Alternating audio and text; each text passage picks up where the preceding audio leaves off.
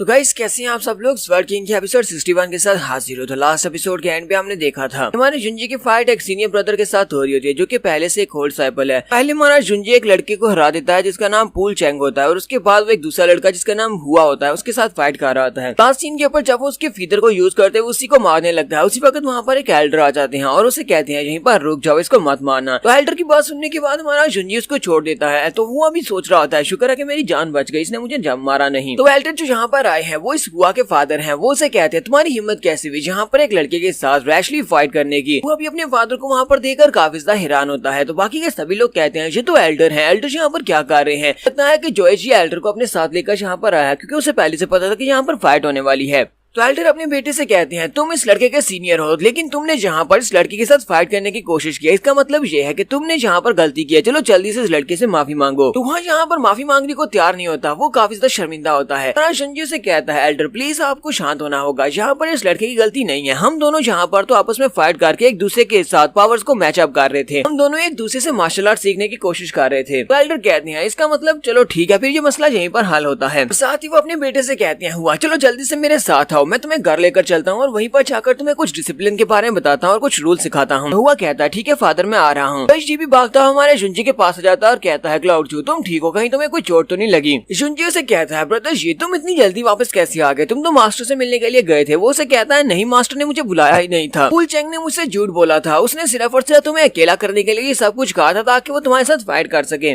जुंजी उसे कहता है लेकिन ये मास्टर यहाँ पर कैसे आ गए। वो कहता है मैंने मास्टर के सामने तुम्हारा नाम लिया था, वो तुमसे मिलना चाहते थे इसी वजह से यहाँ पर आ गए, वैसे उन्हें फाइट के बारे में नहीं पता था। फिर ये दोनों ही ट्रेजर पवेलियन के सामने पहुंच जाते हैं। वहां पर पहुंचने के बाद ब्रदर शिव से कहता है जाओ जाकर अपने लिए एक ट्रेजर को चूज कर लो। जी जैसे वहां पर अंदर आता है तो अंदर रिसेप्शन वाला बंदा बैठा होता है, चश्मे लगाए होते हैं। वो कहता है कि तुम ही नए कोल्ड डिसाइपल हो, तुम यहाँ पर अपने लिए ट्रेजर को चूज करने के लिए आए होगे। जी से कहता है हाँ मैं नया कोल्ड डिसाइपल हूँ और यहाँ पर अपने लिए ट्रेजर चूज करने के लिए आया हूँ। तो चश्मे वाला बंदा उसे कहता है तो फिर ठीक है रुको जरा मैं थोड़ी देर तुम्हें बताता हूँ। तो हमारा जुंजी थोड़ी देर में छत की तरफ देखता है और कहता है ये पूरे का पूरा छत तो बिल्कुल खाली है, इसका मतलब यह यहाँ पर किसी ने अपनी मार्शल आर्ट्स की कल्टीवेशन को यूज किया है। लगता है कि कैम्पसिस फैमिली वाले कुछ ज्यादा कॉशियस हैं, यहाँ पर काफी कुछ रखा हो सकता है। साथ ही हमारे जुंजी की नजर रिसेप्शन वाले बंदे के ऊपर पड़ती है। वो अंकल वहाँ पर एक पेपर लेकर उसको गौर गौर से पढ़ रहा होता है, उसको घूर रहा होता है। तो हमारा जुंजी उसकी आंख की तरफ देखता है और कहता है इस बंदे के साथ कुछ तो मसला है। कहता है कि इसके पास जो आंख है वो आई ऑफ द हीवन है। यहाँ पर जुंजी इतना ज्यादा एक्साइटेड हो जाता है कि वो ये बात ऊंची आवाज में कह देता है कि तुम्हारे पास तो आई ऑफ द हीवन है। ये बात सुनते ही वो बुढ़ा उसे कहता है तुम्हें पता है तुम्हें बहुत ज्यादा यंग हो लेकिन तुम्हें आई ऑफ द हीवन के बारे में कैसे पता है। जुंजी जल्दी से अपना मुंह बंद करता है और कहता है नहीं नहीं मुझे तो इस बारे में कुछ भी नहीं पता। बुढ़ा आदमी उसे कहता है बहुत सारे लोग ऐसे हैं जो कि इसको पहली बार देखते पहचान नहीं सकते कि ये आई ऑफ द हीवन है। इसका मतलब यह है कि तुम्हें हीवन सेक्टर के बारे में पता है। अब मुझे ये बताओ कहीं तुम्हारा कोई ताल्लुक तो नहीं है हीवन सेक्टर के साथ। अगर तुम्हारा हीवन सेक्टर के साथ कोई ताल्लुक है तो ये बहुत ही बुरी बात होने वाली है। जुंजी उसे कहता है नहीं नहीं मुझे इस बारे में कुछ भी नहीं पता, मुझे तो बस इस बारे में इसलिए पता है कि मैंने कहीं पर पढ़ा था। रिसेप्शन वाला अंकल जुंजी से कहता है ये तो बहुत ही अच्छी बात है कि तुमने सिर्फ कहीं पर पढ़ा था। अगर हीवन सेक्टर के साथ तुम्हारा ताल्लुक हो और किसी को पता चल गया तो तुम मारे भी जा सकते हो, ये बहुत ही खतरनाक बात है। फिर साथ ही वो अंकल हमारे जुंजी से कहता है तुम्हें ज्यादा नर्वस होने की जरूरत नहीं है, मैं चीजों को तुम्हारे लिए मुश्किल नहीं करूंगा ना ही इस बारे में किसी को बताऊंगा, लेकिन तुम्हें पता होना चाहिए कि इंपीरियल सिटी में कुछ बातें टैबू है, यानी कि उनके बारे में बात नहीं की जा सकती। और मैं इस बात से भी ज्यादा हैरान हूँ कि आज से पहले कोई भी मेरी आई ऑफ द हीवन को आज तक पहचान नहीं पाया। जुंजी से कहता है मैंने आई ऑफ द हीवन का नाम सुना था और मैंने यहाँ पर तुम्हारी आंख को देखकर गैस लगाया था, मुझे यहाँ पर पक्का पता नहीं था कि तुम्हारी आंख जो है ये आई ऑफ द हीवन ही है। रिसेप्शन वाला अंकल उसे कहता है अच्छा ठीक है इस बारे में भूल जाओ, चलो जल्दी से मुझे अपना रिसेप्शन कार्ड दिखाओ, मुझे दिखाओ कि तुम्हारे पास इन्विटेशन लेटर है या नहीं। जुंजी से इन्विटेशन लेटर देने के बाद अंदर चला आता है। अंदर आने के बाद हमारा जुंजी सोच रहा होता है इस बुढ़े मास्टर ने कहा कि हमारे इंपीरियल सिटी में कुछ बातें टैबू हैं, यानी कि उनके नाम नहीं लिए जा सकते। तो यहाँ पर काफी कुछ चल रहा है। पहले यहाँ पर ली मेंशन वो जो गायब हो गया था, उसके बाद 17 साल पहले मेरी फैमिली का गायब होना, अब यहाँ पर हीवन सेक्टर वाले भी आ गए हैं कि इनका नाम भी इंपीरियल सिटी में नहीं लिया जा सकता। इन सभी लोगों का आपस में कोई कनेक्शन तो नहीं है। जुंजी कहता है तो मुझे इसके बारे में फिलहाल के लिए नहीं सोचना चाहिए, पहले मुझे यहाँ पर अपने लिए कोई ट्रेजर चूज करना है ताकि मैं कोई अच्छा सा ट्रेजर अपने लिए ले सकूं। हमारा जुंजी वहाँ पर जाकर लाइब्रेरी में बुक्स को निकालना स्टार्ट करता है। वो सारी की सारी बुक्स को देखने के बाद वहीं पर उदास होकर बैठ जाता है और कहता है मैं क्या करूँ। यहाँ पर कैम्पसिस फैमिली में जितनी भी बुक्स रखी हुई है ये सारी की सारी बेकार है, इनमें से कोई भी अच्छी बुक नहीं है। वहीं पर उसे सामने एक डार्क स्टील का टुकड़ा दिखाई देता है जो कि चमक रहा होता है। जुंजी कहता है ये तो डार्क स्टील का टुकड़ा है, चलो जल्दी से इसको ले लेती हूँ। जुंजी उसकी तरफ आगे हाथ बढ़ाता है, जैसे वो उसके ऊपर हाथ डालता है वहीं पर एक लड़की का हाथ भी वहाँ पर पहुंच जाता है। जुंजी अपनी साइड के ऊपर देखता है तो उसके साथ फीनिक्स हुआ खड़ी होती है। फीनिक्स हुआ ने भी वहीं पर उसी जगह के ऊपर हाथ डाला होता है, यानी कि उसे भी ब्लैक स्टील चाहिए होता है।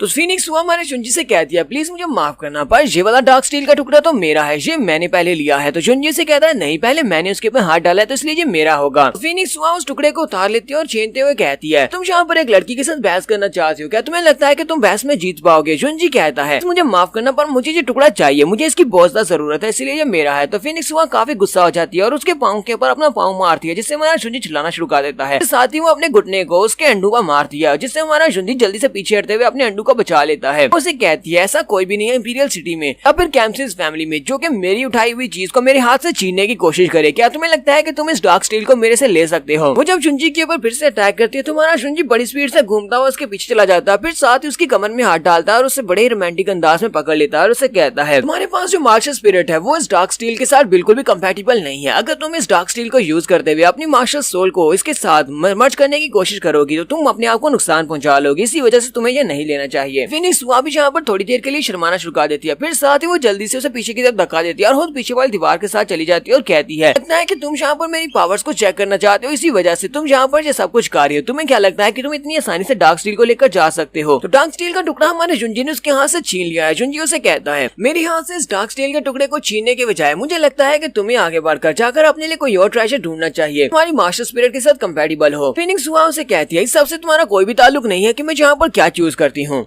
जुंजी कहता है जबकि तुम बहुत ज्यादा अनरीजनेबल हो तो फिर मैं यहाँ पर सिर्फ एक ही काम कर सकता हूँ। हमारा जुंजी बड़ी स्पीड से वहाँ से भागना शुरू करता है। फीनिक्स वहाँ से कहती है तुम्हें क्या लगता है कि तुम मुझसे बचकर भाग सकते हो? मैं यहाँ की एक कोड डिसाइपल हूँ और कोड डिसाइपल्स होने का मतलब यह है कि मैं सबसे बेस्ट हूँ और वो वहाँ पर अपनी पावर्स को रिलीज करती है। उसकी पावर क्या होती है कि वो लाइट की नीडल्स बना सकती है या फिर उनकी स्ट्रिंग्स भी बना सकती है। तो वो अपने हाथ से काफी सारी लाइट नीडल्स को सामने की तरफ फेंकती है जो कि सॉलिड बन जाती है और हमारे जुंजी के सामने एक जाल बन जाता है। जुंजी वहाँ से आगे की तरफ नहीं बढ़ सकता, इसी के साथ ही वो वहाँ पर और ज्यादा तरंगों को रिलीज करती है। वो सारी की सारी स्ट्रिंग्स आगे बढ़ती हैं और हमारे जुंजी की पूरी बॉडी को उसके साथ लपेट लेती है। कुछ स्ट्रिंगें उसकी गर्दन के ऊपर होती हैं और उसने उन स्ट्रिंगों को अपने हाथ में पकड़ा होता है। हमारे जुंजी से कहता है तुम बार बार यहाँ पर मेरे पास अटैक करके मेरे हाथ से डार्क स्टील क्यों छीनना चाहती हो? मुझे तो ऐसा लगता है कि तुम यहाँ पर डार्क स्टील के लिए आई ही नहीं हो, यहाँ पर तुम्हारा मकसद कुछ और है। वो उसे कहती है हाँ मेरा मकसद कुछ और है, मुझे ये डार्क स्टील नहीं चाहिए। असल बात यह है कि तुम यहाँ पर नए आए हो, तुम अभी भी गोल्ड डिसाइपल बने हो, लेकिन तुमने यहाँ पर आते ही बहुत कुछ कर दिया है जिसकी वजह से मुझे बहुत ज्यादा बुरा लग रहा है। मैं यहाँ पर तुम्हें एक सबक सिखाने के लिए आई हूँ कि हम गोल्ड डिसाइपल जितने भी बुरे नहीं है, हम गोल्ड डिसाइपल भी सबसे बेस्ट है। जुंजी हंसना शुरू कर देता और कहता है तुम्हें क्या लगता है कि ये छोटी सी अरे फॉर्मेशन मुझे यहाँ पर ट्रैप करके रख सकती है? ये बहुत ही बारीक सी स्ट्रिंग है, ये मुझे रोक नहीं पाएंगे। वो उसे कहती है तुम तो कुछ ज्यादा ही एरोगेंट हो, तुम्हें क्या लगता है कि तुम यहाँ से बाहर निकल सकते हो? तो देखते हैं कि तुम यहाँ पर ज्यादा फास्ट हो या फिर मेरी ये तारे ज्यादा फास्टर हैं। अगर तुम यहाँ से निकलने की कोशिश करोगे तो मैं इसको थोड़ा सा खींचूंगी और तुम्हारी गर्दन यहाँ से कट जाएगी। क्योंकि उसने अपनी तारों को चारों तरफ से फैलाया होता है। उसी वक्त एक अलमारी पीछे से उसकी तार की वजह से खींचकर उनके ऊपर गिरने लगती है। जुंजी उस अलमारी को गिरता हुआ देख लेता है। वो जल्दी से मिस हुआ को नीचे की तरफ कर लेता है और अपने आप को उसके ऊपर कर लेता है ताकि वो उसको बचा सके। मिस हुआ उसके नीचे होती है, वो उसकी तरफ देखती है तो वो अलमारी हमारे जुंजी की बॉडी के ऊपर गिरती है, जिसकी वजह से तारें जो हमारी जुंजी की बॉडी के साथ लिपटी होती है वो उसकी बॉडी के अंदर धंस जाती है, जिसकी वजह से हमारे जुंजी की पूरी बॉडी से ब्लीडिंग निकलना होनी शुरू हो जाती है। ये देखकर तो फीनिक्स हुआ भी ठंडी पड़ जाती है। वो उसे कहती है तुमने मेरी जान क्यों बचाई? जुंजी उसे कहता है क्या मुझे यहाँ पर किसी रीजन की जरूरत है तुम्हारी जान बचाने के लिए? क्योंकि तुम मेरी क्लास फेलो हो तो तुम्हारी जान तो जरूर बचाऊंगा। तो फीनिक्स हुआ से कहती है लेकिन मैंने तो यहाँ पर तुम्हें मारने की कोशिश की थी, मैं तुम्हारी दुश्मन हूँ, फिर तुम मेरी जान क्यों बचाओगे? जुंजी उसे कहता है लेकिन अब हम लोग दोस्त बन सकते हैं, तो क्या हम लोग दोस्त बन सकते हैं? वो उसे कहती है तुम बेवकूफ हो। तो फिर फीनिक्स उसके ऊपर से अपनी सारी स्ट्रिंगों को हटा लेती है और वो लोग वहाँ से बाहर आ जाते हैं। ट्रेजर पवेलियन के दरवाजे के ऊपर पहुंचने के बाद फीनिक्स हुआ हमारे जुंजी से कहती है प्लीज मुझे माफ करना, मैंने तुम्हें गलत समझा। फीनिक्स गया हूँ। जुंजी उसे कहता है कोई बात नहीं, मैं समझ सकता हूँ। साथ ही वो उससे पूछता है अब मुझे ये बताओ क्या मैं इस डार्क स्टील को अपने लिए रख सकता हूँ? वो उसे कहती है हाँ क्यों नहीं, तुम इस डार्क स्टील को अपने लिए रख सकते हो। वैसे भी डार्क स्टील नहीं चाहिए था, ये तुम्हारा ही है। जुंजी डार्क स्टील को लेने के बाद मार्शल आर्ट स्क्वायर के ऊपर खड़ा होता है, वहाँ पर सोच रहा होता है। इस वक्त हमारी एकेडमी में फीनिक्स हुआ और फ्रोस्नो ये दोनों बहुत ही पावरफुल लड़कियां, इनकी फैमिली बैकग्राउंड काफी ज्यादा टफ है। अगर मैंने इन दोनों लड़कियों के साथ अच्छा रिलेशनशिप रख लिया तो इसका मतलब यह है कि मेरे पास बहुत सारी पावर आ जाएगी। इसके बाद मुझे मिस स्किन के पास भी जाना होगा। मिस स्किन यूजैन वो भी इस वक्त मुश्किल में है, अगर मैंने उसकी मुश्किल को भी हल कर दिया तो इसका मतलब यह है कि किन फैमिली मेरे साथ हो जाएगी और मेरी बैकग्राउंड पहले से काफी ज्यादा स्ट्रॉन्ग हो जाएगी। मैं एक कोड सैपल हूँ जो कि 9th कोड सैपल हूँ, जबकि मेरे अलावा 8 यहाँ पर और कोल्ड साइकिल्स है, उन 8 में से 2 के साथ फाइट हो चुकी है, 2 के साथ मैंने अच्छा रिलेशनशिप बना लिया है, एक मिस किन यूजैन है। अगर मैं इन तीनों के साथ अच्छा रिलेशनशिप रख लेता हूँ तो बाकी के सभी लोग मुझे आसानी से नया कोल्ड साइकिल एक्सेप्ट कर लेंगे। तो यहीं पर हमारा शुंजी कहता है तो मुझे यहाँ पर सबसे पहले तैयारी करना होगी ताकि मैं मिस किन यूजैन उसका जाकर मसला है उसको हल करने की कोशिश करूँ। सबसे पहले उसी का मसला हल करते हैं। यहीं पर उन्हें बाइक की आवाज आती है तो बाइक के ऊपर मिस फ्रोस्नो बड़ी स्पीड से वहाँ पर बाइक चलाती हुई उनके पास आती है और हमारे शुंजी के सामने आकर ब्रेक लगाती है। उसे कहती है प्लीज मुझे माफ करना, मुझे आने में देरी हो गई। शुंजी उसकी तरफ देखकर काफी ज्यादा हैरान होता है कि ये एक बाइक के ऊपर बैठी हुई है। तो यहाँ पर हम लोग अपनी एपिसोड 61 का एंड करेंगे। एपिसोड की एक्सप्लेनेशन अच्छी लगी हो तो कमेंट करके जरूर बताइएगा। चैनल को सब्सक्राइब कर दे, वीडियो को लाइक और शेयर कर दे। शुक्रिया।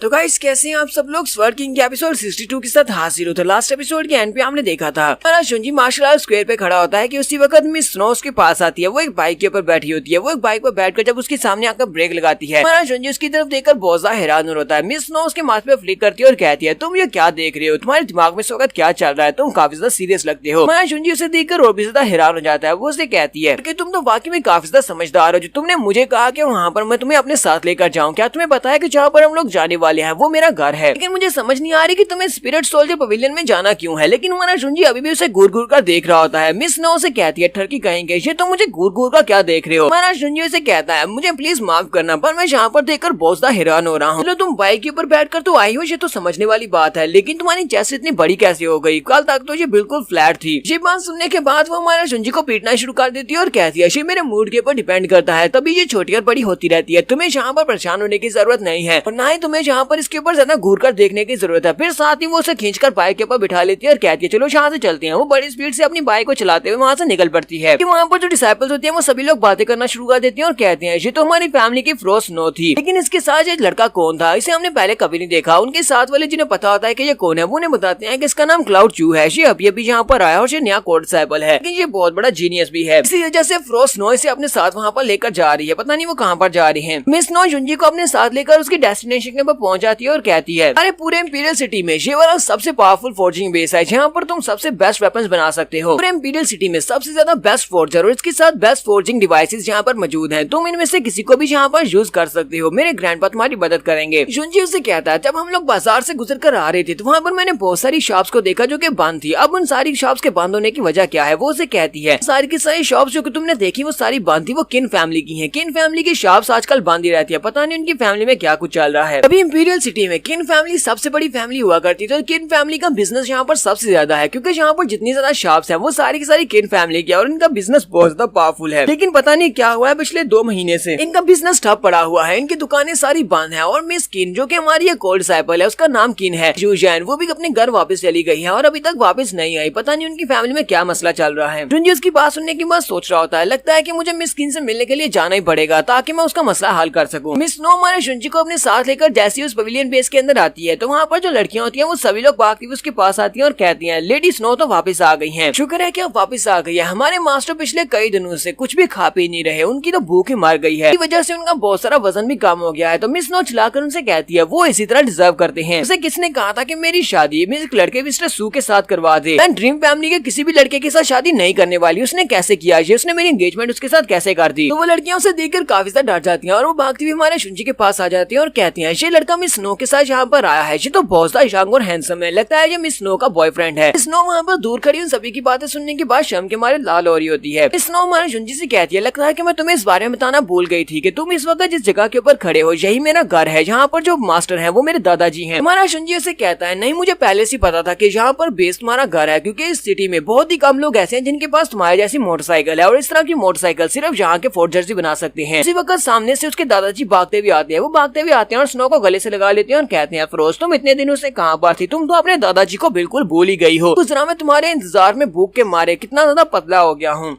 अब प्लीज जल्दी से घर वापस आ जाओ। मैं कभी भी ड्रीम फैमिली के लड़के के साथ तुम्हारी शादी नहीं करूंगा, हम उस शादी को कैंसिल कर देंगे। मिस स्नो दादाजी को पंच मारते हुए कहती है दादाजी प्लीज बिहेव करें, यहाँ पर हमारे साथ एक विजिटर है, मैं अपने साथ एक मेहमान को भी लेकर आई हूँ। दादाजी वहाँ पर सीधे सामने आकर खड़े हो जाते हैं और कहते हैं अच्छा ठीक है, अब मैं यहाँ पर इंसानों की तरह बिहेव करूंगा। वो वहाँ पर आकर खड़े हो जाते हैं। मिस स्नो हमारे शुंजी को इनका इंट्रोडक्शन देते हुए कहती है हमारे स्पिरिट सोल्जर पवेलियन के मास्टर है और इनका नाम काइजर स्नो है और मेरे दादाजी भी है। फिर वो हमारे शुंजी के बारे में उनको बताती है कि ये हमारा नया कोड साइकिल है, ये मेरा यंगर मास्टर ब्रदर भी है, इसका नाम क्लाउड चू है। मैं मिस्टी फॉरेस्ट में एक मिशन पर थी, तभी इस लड़के ने मेरी जान भी बचाई थी। तो दादाजी ये बात सुनते ही जल्दी से भागते हुए आगे बढ़ते हैं, जुंजी का हाथ पकड़ते हैं और उसे कहते हैं तुमने मेरी स्नो की हेल्प की, तुम बहुत ही अच्छे लड़के हो, मैं तुम्हें एक वीआईपी कार्ड दूंगा। जुंजी उनसे कहता है आपको मुझे वीआईपी कार्ड देने की जरूरत नहीं है, क्योंकि मिस स्नो ने पहले मेरी जान बचाई थी, इसी वजह से हमारा यहाँ पर हिसाब बराबर हो चुका है। ग्रैंडपा जल्दी से भागते हुए आगे बढ़ते हैं और अपनी स्नो से कहते हैं तो मुझे ये बताओ इस लड़के ने ऐसा क्यों कहा कि तुमने उसकी जान बचाई और उसके बाद उसने तुम्हारी जान बचाई, कहीं तुम दोनों के बीच में कुछ अजीब तो नहीं हुआ? स्नो झिलाकर अपने ग्रैंडपा से कहती है ग्रैंडपा जी हम किस तरह की बकवास बातें कर रहे हैं, हम दोनों के बीच में कुछ भी नहीं है। ग्रैंडपा से कहते हैं अच्छा ठीक है, अब शांत हो जाओ, गुस्सा करने की जरूरत नहीं है। साथ ही वो अपने ग्रैंडपा से शर्माते हुए कहती है ग्रैंडपा मैं असल में इसको यहाँ पर इसलिए लेकर आई हूँ क्योंकि मुझे आपके फेवर की जरूरत है, हमें आपकी मदद चाहिए। स्नो अपने ग्रैंडपा से कहती है ग्रैंडपा क्या आप मेरे इस दोस्त के लिए इसके लिए कुछ फोर्जिंग कर सकते हैं, इसको किसी स्पेशल चीज की जरूरत है। तो ग्रैंडपा उसे कहते हैं तुम्हें पता है ना कि मैं यहाँ पर इंपीरियल सिटी का सबसे टॉप क्लास का ब्लैक स्मिथ हूँ, जहाँ तक कि इस डायनेस्टी की जो एम्परर है वो भी मुझे कई बार बुला चुके हैं अपने लिए कुछ चीजें फोर्ज करने के लिए। स्नो यहाँ पर जुंजी के लिए अपने ग्रैंडपा की मिन्नतें कर रही होती है, वो ग्रैंडपा से कहती है ग्रैंडपा प्लीज कर देना, आप तो मेरे बहुत ही प्यारे ग्रैंडपा है। जब ये ग्रैंडपा आगे हंसना शुरू कर देते हैं और साथ ही सोच रहे होते हैं तो यहाँ पर एक बिगड़ी हुई बच्ची की तरह बातें कर रही है, मुझे बहुत ज्यादा अच्छा लग रहा है इसे टीज करना। हमारा जुंजी उसे कहता है मास्टर स्नो आपको यहाँ पर ज्यादा कुछ करने की जरूरत नहीं है, मुझे सिर्फ और सिर्फ आपके फोर्जिंग इक्विपमेंट चाहिए, बाकी मैं सब कुछ खुद ही कर लूंगा। अपने पास एक लिस्ट निकालता और कहता है इस पेपर के ऊपर मैंने सारे मटेरियल्स की लिस्ट लिखी हुई है, यानी कि मटेरियल्स के नाम लिखे हुए हैं, आपको ये सारे मटेरियल्स मुझे प्रोवाइड करने होंगे। ग्रैंडपा उसके पास है वो लिस्ट लेते हैं और उसे कहते हैं तो तुम्हें मेरी मदद नहीं चाहिए। जुंजी कहता है नहीं मैं ये सब कुछ खुद कर सकता हूँ। सारी नौकरानियां वहाँ पर छुप कर देख रही होती हैं और कहती हैं ये लड़का कर क्या रहा है, कहीं ये कोई बेवकूफ तो नहीं है। मास्टर स्नो इस पूरे इंपीरियल सिटी के सबसे बेस्ट ब्लैक स्मिथ है, लेकिन ये लड़का यहाँ पर उनकी मदद नहीं लेना चाहता बल्कि खुद से फॉर्जिंग इक्विपमेंट्स को यूज करना चाहता है, कहीं ये हमारे इक्विपमेंट्स को तोड़ ही ना दे। स्नो भी काफी गुस्सा हो जाती है और जुंजी से कहती है जुंजी कहीं तुम पागल तो नहीं हो गए, तुम यहाँ पर क्या कर रहे हो, क्या तुम्हें मेरे ग्रैंडपा की मदद नहीं चाहिए? मैंने यहाँ पर अपने ग्रैंडपा को मनाने के लिए पूरी कोशिश कर दी, यहाँ पर मुझे उनके सामने मीठी मीठी बातें भी करना पड़ी, लेकिन तुम कह रहे हो कि तुम्हें उनकी मदद की जरूरत ही नहीं है। जुंजी से कहता है मिस स्नो लगता है कि अब यहाँ पर इस बात को गलत समझ रही है, मैं यहाँ पर अपनी मास्टर सोल जो कि एक स्वर्ड है उसको मेंटेन करने की कोशिश करने वाला हूँ, उसे डार्क स्टील के साथ मिक्स करने वाला हूँ, इसी वजह से मुझे लगता है कि अगर इसे मैं खुद परफॉर्म करूंगा तो ज्यादा बेहतर रहेगा। ग्रैंडपा जल्दी से उन दोनों के बीच में आते हैं और कहते हैं तुम दोनों यहाँ पर कर क्या रहे हो, दोनों यहाँ पर आपस में अच्छी तरह से बिहेव करो। तो ग्रैंडपा हमारे जुंजी से कहते हैं क्लाउड चू तुम अभी छोटे हो और तुम्हारे पास इतना एक्सपीरियंस भी नहीं है, तो तुम क्या मुझे यहाँ पर बता सकते हो कि तुम यहाँ पर क्या फोर्ज करने की कोशिश करने वाले हो? साथ ही वो उसके पेपर को वहाँ पर रोल करने के बाद उसकी तरफ फेंक देते हैं और कहते हैं तुम्हारी ये लिस्ट बिल्कुल बेकार है। हमारा जुंजी भी इस बात से काफी ज्यादा हैरान होता है और ग्रैंडपा से कहता है ग्रैंडपा इस बात का क्या मतलब है, क्या आपने मेरे पेपर को भी फोल्ड करके फेंक दिया, आपको क्या लगता है कि मैं फोर्जिंग नहीं कर सकता? वो उसे कहते हैं बेवकूफ लड़के, तुमने यहाँ पर जो मेथड लिखा हुआ है वो जिन और जैंग को एक दूसरे के साथ मिलाने का लिखा हुआ है, लेकिन जिन और जैंग कभी भी एक दूसरे के साथ नहीं मिल सकते, ये दोनों एक दूसरे को रिपेल करते हैं। बहुत सारे आम लोगों को भी इस बारे में पता होता है कि जिन जैंग एक दूसरे को रिपेल करते हैं, तुम तो एक कोड डिसाइपल हो, मुझे उम्मीद नहीं थी कि तुम्हें इस बारे में नहीं पता होगा। तुम्हारा जुंजी ग्रैंडपा से कहता है आपको परेशान होने की जरूरत नहीं है, मेरे पास एक तरीका है दोनों को मिक्स करने का। ये बात सुनते ही ग्रैंडपा बहुत ज्यादा गुस्सा हो जाते हैं और चिढ़ाकर उसे कहते हैं कहीं तुम पागल तो नहीं हो गए, मैं अपनी पूरी उम्र गुजार दी है, मैं बुढ़ा हो चुका हूँ और मुझे अभी तक जिन और जैंग को मिलाने का कोई तरीका नहीं मिल सका। जिन और जैंग कभी भी एक दूसरे के साथ मिल नहीं सकते हो, तुम यहाँ पर कह रहे हो कि तुम यहाँ पर जिन और जैंग को आपस में मिला सकते हो। मिस स्नो से कहती है ग्रैंडपा मुझे लगता है कि इस लड़के के पास कोई ना कोई तरीका होगा, आप प्लीज शांत हो जाएं, आपको गुस्सा होने की जरूरत नहीं है। ग्रैंडपा चिल्लाकर उसे कहते हैं ये क्या बकवास हो रही है, मैं एक लेवल 5 का ब्लैक स्मिथ हूँ, क्या तुम्हें लगता है कि अगर कोई तरीका होता तो मुझे इस बारे में नहीं पता होता कि जिन और जैंग को आपस में मिक्स किया जा सकता है या नहीं?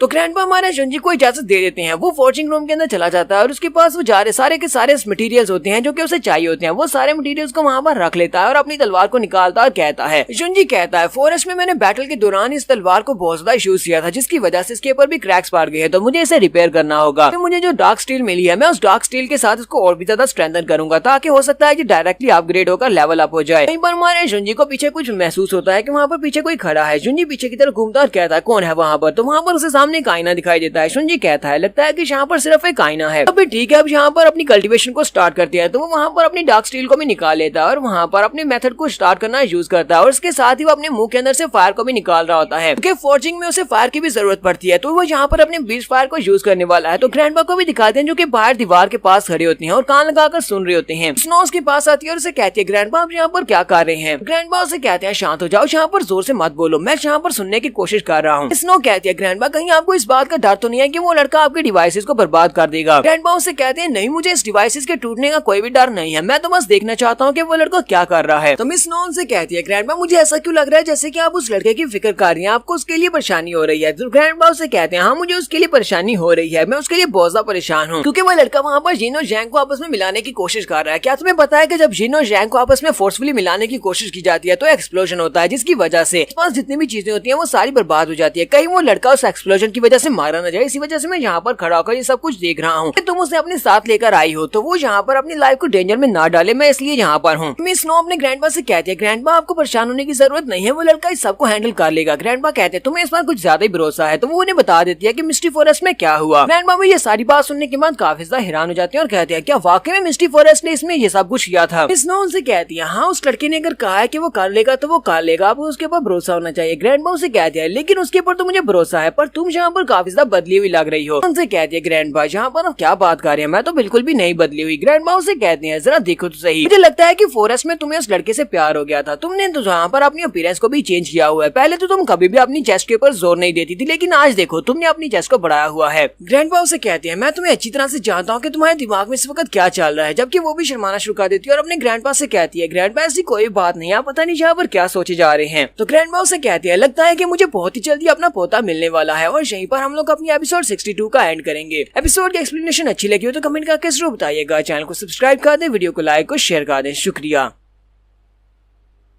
तो गाइस कैसे हैं आप सब लोग, स्वर्ड किंग के एपिसोड 63 के साथ हाजिर हो। तो लास्ट एपिसोड के एंड पे हमने देखा था हमारा जुंजी मिस स्नो के साथ उसके दादाजी के बेस के ऊपर जाता है, जो कि एक फोर्जिंग बेस होता है। वहाँ पर उनके पास कुछ ऐसे इक्विपमेंट्स होते हैं जिनको यूज करके वो वेपन्स को फोर्ज कर सकते हैं, और हमारा जुंजी उनसे कुछ चीजें उधार लेता है। जुंजी उनके पास उनके फोर्जिंग इक्विपमेंट्स को उधार लेकर अपनी मास्टर सोल को पावरफुल बनाने वाला है, उसे डार्क स्टील के साथ मिक्स करने वाला है। तो इस एपिसोड की शुरुआत में हमारा जुंजी अपनी तलवार को डार्क स्टील के साथ मिक्स कर लेता है और कहता है जो तो बहुत ही अच्छी बात है। यहाँ पर अपनी डार्क स्टील और बाकी के सारे मटेरियल्स को यूज करते हुए अपनी मास्टर सोल को अपग्रेड कर लिया और वो पहले से काफी ज्यादा मजबूत हो गई है। और जो बाकी के बचे हुए मटेरियल्स थे उन सभी के साथ यहाँ पर कुछ जिन और जैंग नीडल्स बनाई है। इस वक्त मेरे पास टोटल 12 जिन और जैंग वाली नीडल्स हैं। इसका मतलब यह है कि अब मैं किन फैमिली में जा सकता हूँ और जाकर मिस यूजैन को बचा सकता हूँ। तो जुंजी कहता है चलो फिर बाहर चलते हैं। मुझे लगता है कि मिस नो और उसके दादाजी वो दोनों ही मेरा इंतजार कर रहे होंगे, शायद वो लोग काफी ज्यादा बोर हो रहे होंगे। तो हमारा जुंजी जैसे दरवाजा खोलता है और बाहर की तरफ देखता है तो वो दोनों एक दूसरे को घूर घूर कर देख रहे होते हैं। तो वो दोनों एक दूसरे से फाइट करने के लिए बिल्कुल रेडी होते हैं। जैसे उन दोनों की फाइट स्टार्ट होती है तो मिस स्नो जल्दी से अपने बूब्स में से एक जेलीफिश को बाहर निकालती है, क्योंकि उसकी चेस्ट बहुत ज्यादा फ्लैट होती है और उसने जहाँ पर अपनी मास्टर स्पिरिट यानी कि जेलीफिश को यूज करते हुए अपनी चेस्ट को जरा रेस किया होता है ताकि वो बड़ी बड़ी दिखे। वो जेलीफिश को निकालकर दादाजी के मुंह पर दे मारती है, जबकि हमारा जुंजी वहीं पर देख रहा होता है। जैसे वो जुंजी को देखती है कि जुंजी ने ये सब कुछ देख लिया है और उसी वक्त उसने दूसरी जेलीफिश को भी निकाल लिया होता है। वो ये देखकर बहुत ज्यादा हैरान हो जाती है और दादाजी भी। के साथ ही वो चिल्लाकर अपने दादाजी से कहती है दादाजी मुझे आपसे नफरत है, आपकी वजह से जुंजी ने यहाँ पर ये सब कुछ देख लिया कि मैंने अपनी चेस्ट के अंदर यहाँ पर जेलीफिश को रखा हुआ है ताकि ये बड़ी दिखाई दे। कि हमारा जुंजी भी जल्दी से दरवाजा बंद करके अंदर आ जाता है और कहता है इन दोनों के लफड़े में नहीं पड़ना चाहिए। थोड़ी देर के बाद दादाजी वहाँ पर आते हैं और कहते हैं दरवाजा खोलो, मैं कायदर स्नो हूँ। तो दरवाजा खुलता है, दादाजी अंदर आते हैं और उसे कहते हैं तो मुझे ये बताओ क्या मेरे इक्विपमेंट्स ठीक तरह से काम कर रहे थे, तो क्या तुमने वो काम कर लिया जो तुम करना चाहते थे? जुंजी कहता हाँ मैंने वो कर लिया। ग्रैंडपा भी जहाँ पर जब जानने के लिए काफी ज्यादा उत्साहित होते हैं, वो जानना चाहते हैं कि आयरिस ने ये सब कुछ कैसे किया होगा, क्योंकि जिन और जैंग को आपस में मिलाना नामुमकिन है। वो उसे कहते हैं तो मुझे बताओ क्या तुमने जिन और जैंग को आपस में मिला लिया, या फिर मुझे ये बताओ कि तुमने यहाँ पर गिव अप कर दिया और तुम्हें मेरी मदद की जरूरत है। जुंजी कहता है मास्टर आपकी काइंडनेस का बहुत बहुत शुक्रिया, लेकिन मैंने यहाँ पर अपना मिशन पूरा कर लिया, मुझे जो चाहिए था वो मैंने हासिल कर लिया है। वो उसे कहते हैं ऐसा कैसे हो सकता है? फिर साथ ही वो सोच रहे होते हैं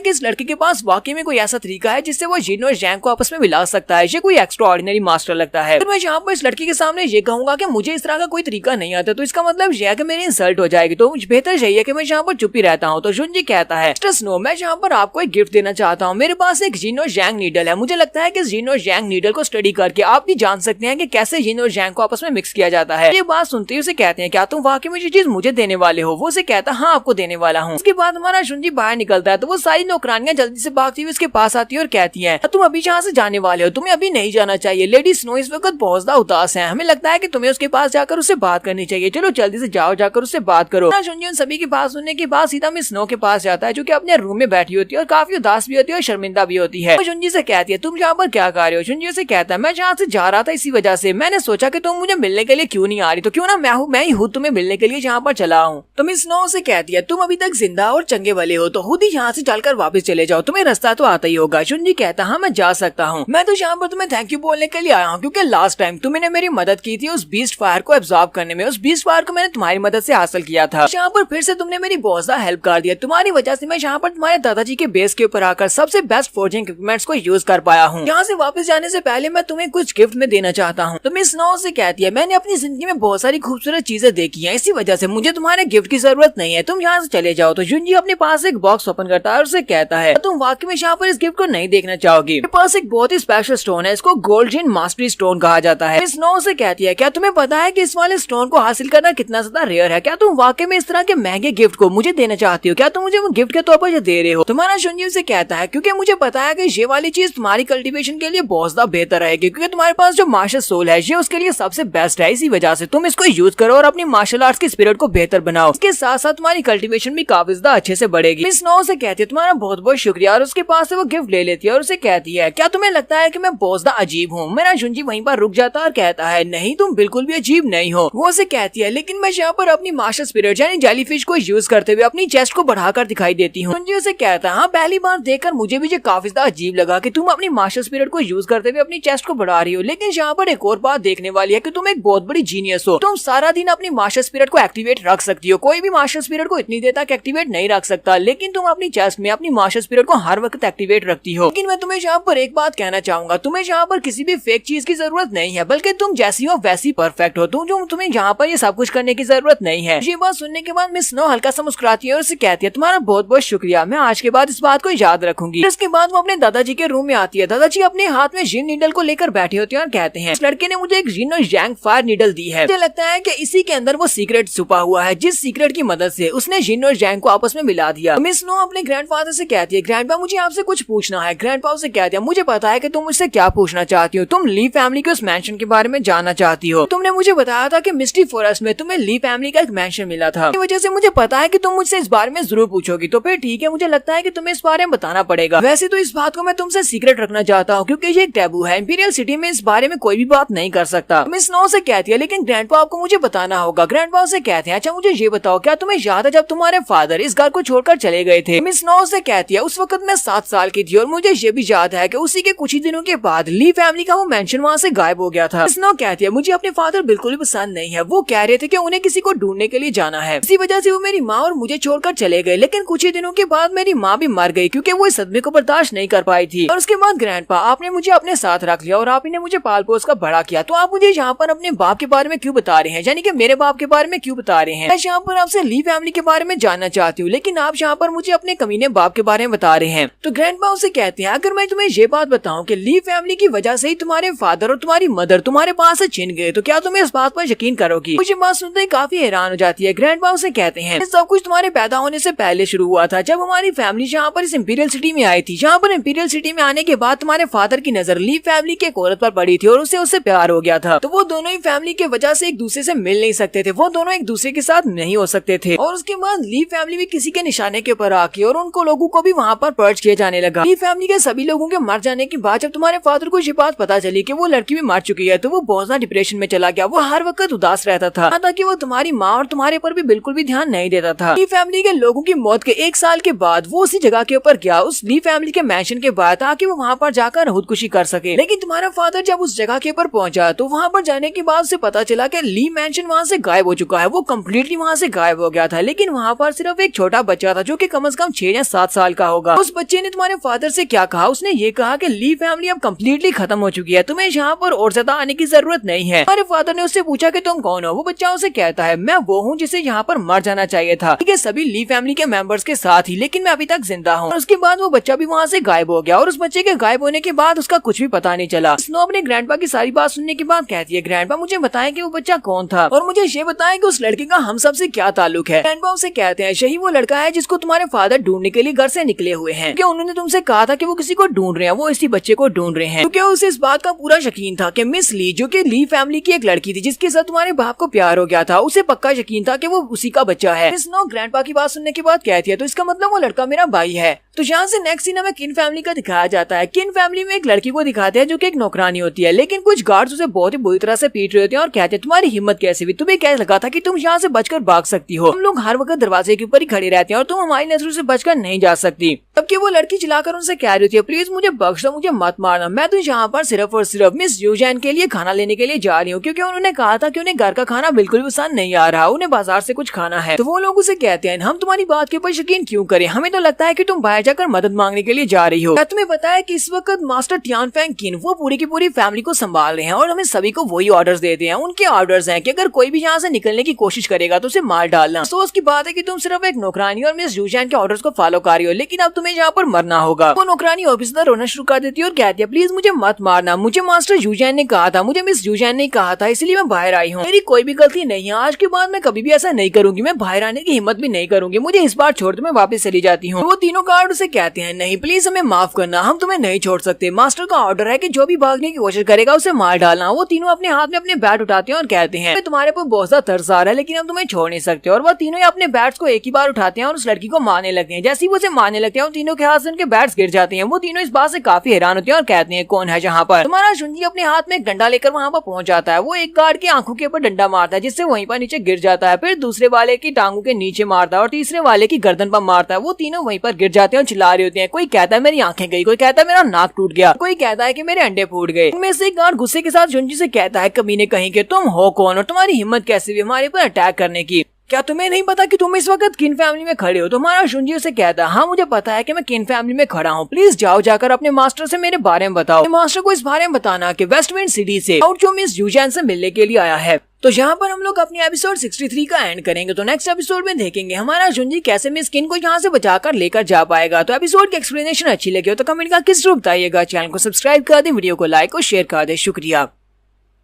तो गाइस कैसे हैं आप सब लोग? स्वर्ड किंग के एपिसोड 64 के साथ हाजिर हो। तो लास्ट एपिसोड के एंड पे हमने देखा था कि हमारा जुंजी फैमिली के बाहर पहुंच जाता है और बाहर पहुंचकर वो तीनों गार्ड्स को पीट देता है और नौकरानी को बचा लेता है। फिर साथ ही उसे कहता है, जाओ अंदर जाकर अपने मास्टर को इन्फॉर्म करो कि मैं यहाँ पर मिस किन यूजैन से मिलने के लिए आया हूँ। तो नेक्स्ट सीन हमें रूम के अंदर का दिखाया जाता है, जहाँ पर मिस यूजैन होती है और उसके साथ ही उसका चाचा होता है। तो इसका अंकल एक लालची और ठरकी किस्म का इंसान है। वो उसे कहता है, प्लीज जल्दी से यहाँ पर कुछ खा पी लो, तुम्हें अपनी सेहत का पूरा ख्याल रखना होगा, तुम्हारे फादर बिस्तर के ऊपर पड़े हैं और मार रहे हैं, वो बहुत ज्यादा बीमार है और तुम भी अगर यहाँ पर इस हालत में चली जाओगी तो तुम लोगों का ख्याल कौन रखेगा? साथ ही चचा यहाँ पर अपने ठग होने की बात करते हुए उससे कहता है, तुम्हारे फादर यहाँ पर मर जाते हैं तो प्लीज मेरे साथ आ जाना, मैं तुम्हारा ख्याल रखूंगा। और उसके कंधे के ऊपर हाथ रखते हैं और बड़े गंदे वाला टच करते हुए उसे कहते हैं, बिल्कुल ही परेशान होने की जरूरत नहीं है, मेरे साथ रहकर तुम्हारी जिंदगी बदल जाएगी, मैं तुम्हें हर वो खुशी दूंगा जो जिसकी तुम हकदार हो। तो मिस यूजैन जल्दी से उसके पास से आगे बढ़ती है और कहती है, अंकल प्लीज आपका बहुत बहुत शुक्रिया आपकी काइंडनेस का, लेकिन मुझे सब कुछ बिल्कुल भी नहीं चाहिए, मुझे जल्दी से यहाँ से वापस जाना होगा, मुझे वेस्टविंड सिटी में वापस जाना है, वहाँ पर मेरे काफी सारे काम अधूरे बाकी हैं। तो अंकल उसे कहते हैं, वेस्टविंड सिटी में तो हमारा सिर्फ एक ही स्टोर है, उस स्टोर से इतनी कमाई भी नहीं होती, मुझे नहीं लगता कि तुम्हें वहाँ पर वापस जाने की जरूरत है, तुम यहाँ पर मेरे साथ क्यों नहीं रुकती? और फिर से वो अपना गंदा वाला हाथ आगे बढ़ाकर उसके कंधे पर रख लेता है और उसे कहता है, मेरे साथ रहो और तुम्हें बिल्कुल ही परेशान होने की जरूरत नहीं है। मिस यूजैन को भी समझ आ रही होती है कि उसका चाचा यहाँ पर क्या करने की कोशिश कर रहा है। वो उसे पीछे की तरफ धक्का देती है और कहती है, मुझसे दूर हो, जो तुम कर क्या रहे हो? तो उसके चच्चे को भी काफी गुस्सा आता है। तो मिस यूजैन उसे कहती है, अंकल आप यहाँ पर क्या करने की कोशिश कर रहे हैं? आप तो बहुत ही घटिया इंसान है, जरा अपनी तरफ देखे तो सही, आप मेरे अंकल हैं, आप यहाँ पर अपने भतीजे के साथ ये सब कुछ क्या कर रहे हैं? तो उसके अंकल से बात सुनने के बाद उसके मुंह पर एक जबरदस्त थप्पड़ मार दिया, जिससे मिस यूजैन वहीं पर नीचे गिर जाती है। अंकल उसे कहते हैं, कमीनी घटिया औरत कहेंगी, यहाँ पर क्या बकवास किए जा रही हो, तुम्हारे लिए यही सब कुछ अच्छा है, अगर तुम मेरे साथ रहोगी तुम्हारे लिए बहुत अच्छा रहेगा, तुम्हारा बाप तो वैसे मरने वाला है। हाँ जी बात ठीक है कि तुम बहुत ज्यादा खूबसूरत हो, मुझे लगता है कि वेस्टविंड सिटी में तुम्हारा कोई ना कोई बॉयफ्रेंड तो जरूर होगा जिसकी वजह से तुम यहाँ पर मुझे रिजेक्ट कर रही हो। तो इस लड़की अंकल से यहाँ पर रहा नहीं जाता और वो यहाँ पर उसके साथ कुछ करने लगता है। तो उसी वक्त उसे बाहर से आवाज आती है, गार्ड्स उसे कहती हैं, सर जल्दी से यहाँ पर आए, बाहर कोई लड़का आया है।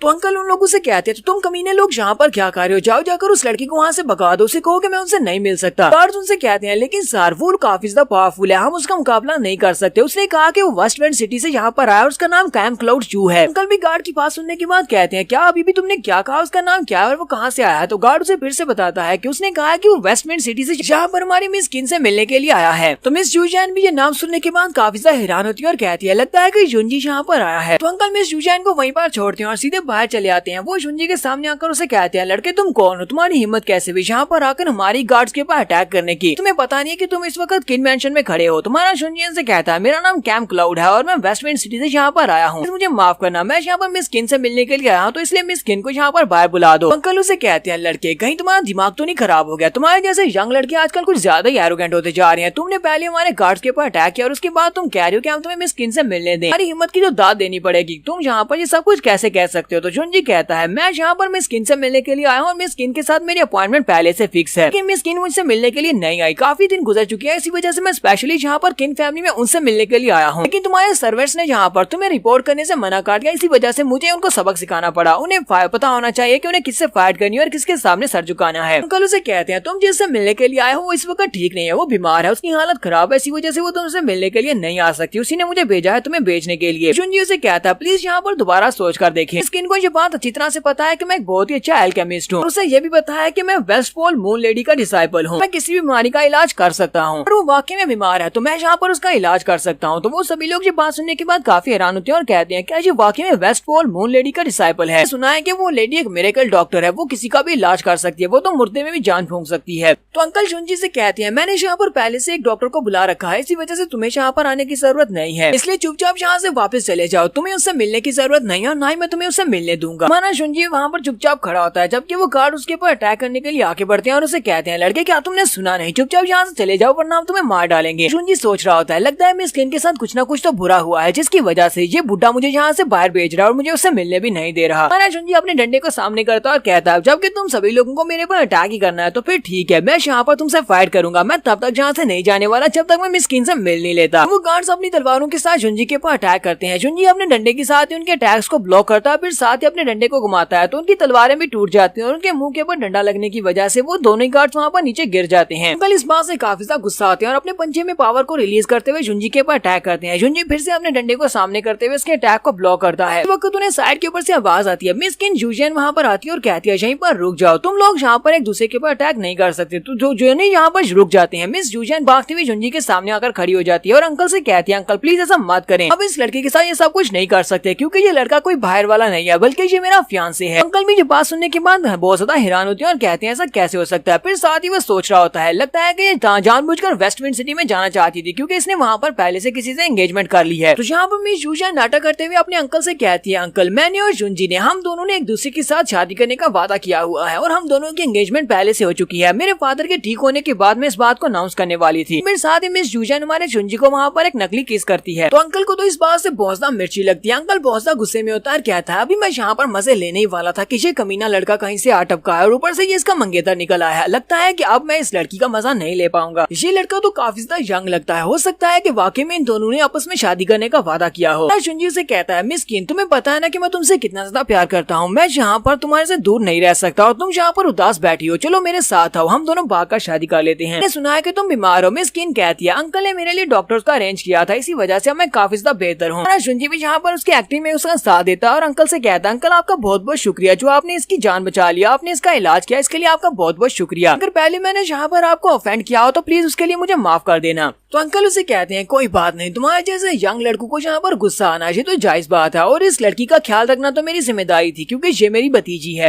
जुंजी मिस जूजियन से पूछता है, मिस जूजियन तुम्हारे फादर के बारे में बताओ, क्या वो ठीक है? वो उसे कहती है, नहीं वो बहुत ज्यादा बीमार है और उसके बाद वो जुंजी को अपने साथ लेकर अपने फादर के पास आ जाती है। जूजियन उसे कहती है, जब मैं अपने घर वापस आई तब तक मेरे फादर की हालत इस तरह खराब हो चुकी थी, ये तब से बिस्तर के ऊपर है और बिल्कुल भी एक लफ्ज भी नहीं बोला। हमने यहाँ पर बहुत सारे मास्टर्स को बुलाया, बहुत सारे डॉक्टर्स को बुलाया और बहुत सारी मेडिसिन को भी यूज करके देखा है, लेकिन यहाँ पर इनके ठीक होने की कोई भी असर नजर नहीं आ रहे। तो अंकल भी यहाँ पर नाटक करते हुए कहता है, मेरा बेचारा बड़ा भाई ये तो यहाँ पर बिस्तर के ऊपर पड़ा है और मुझे ये भी नहीं पता है कि इस बेचारे के ऊपर कौन सी बीमारी है जिसका हम लोग इलाज कर पाए। मुझे कहता है, क्यों ना यहाँ पर मुझे चेक करने दो। लोगों ने मुझे इस बारे में पहले क्यों नहीं बताया कि तुम्हारे फादर की हालत इतनी ज्यादा खराब है। मैं जूजियन से कहती है, क्योंकि तुम बहुत ज्यादा बिजी रहते हो, इसी वजह से मैं तुम्हें सब मसले में नहीं खींचना चाहती थी। चलो ठीक है, तुम इनको चेक कर सकते हो। जुंजी आगे बढ़ता है और उसे कहता है, तुम यहाँ पर बेवकूफों वाली बातें कर रही हो, तुम यहाँ पर अपना बिजनेस कह रही हो जबकि ये हमारा मसला मसला है, हमारे फादर मेरे भी तो फादर हुए। साथ ही हमारा शुंजी सोच रहा था इसके फादर यहाँ पर बीमार बिस्तर के ऊपर पड़े हैं, लेकिन दरवाजे के ऊपर 2 गार्ड्स खड़े हैं जो कि छुपे हुए हैं। इसका मतलब यह है कि ये कोई कमरा नहीं है बल्कि ये तो एक जेल है जहाँ पर इन गार्ड्स को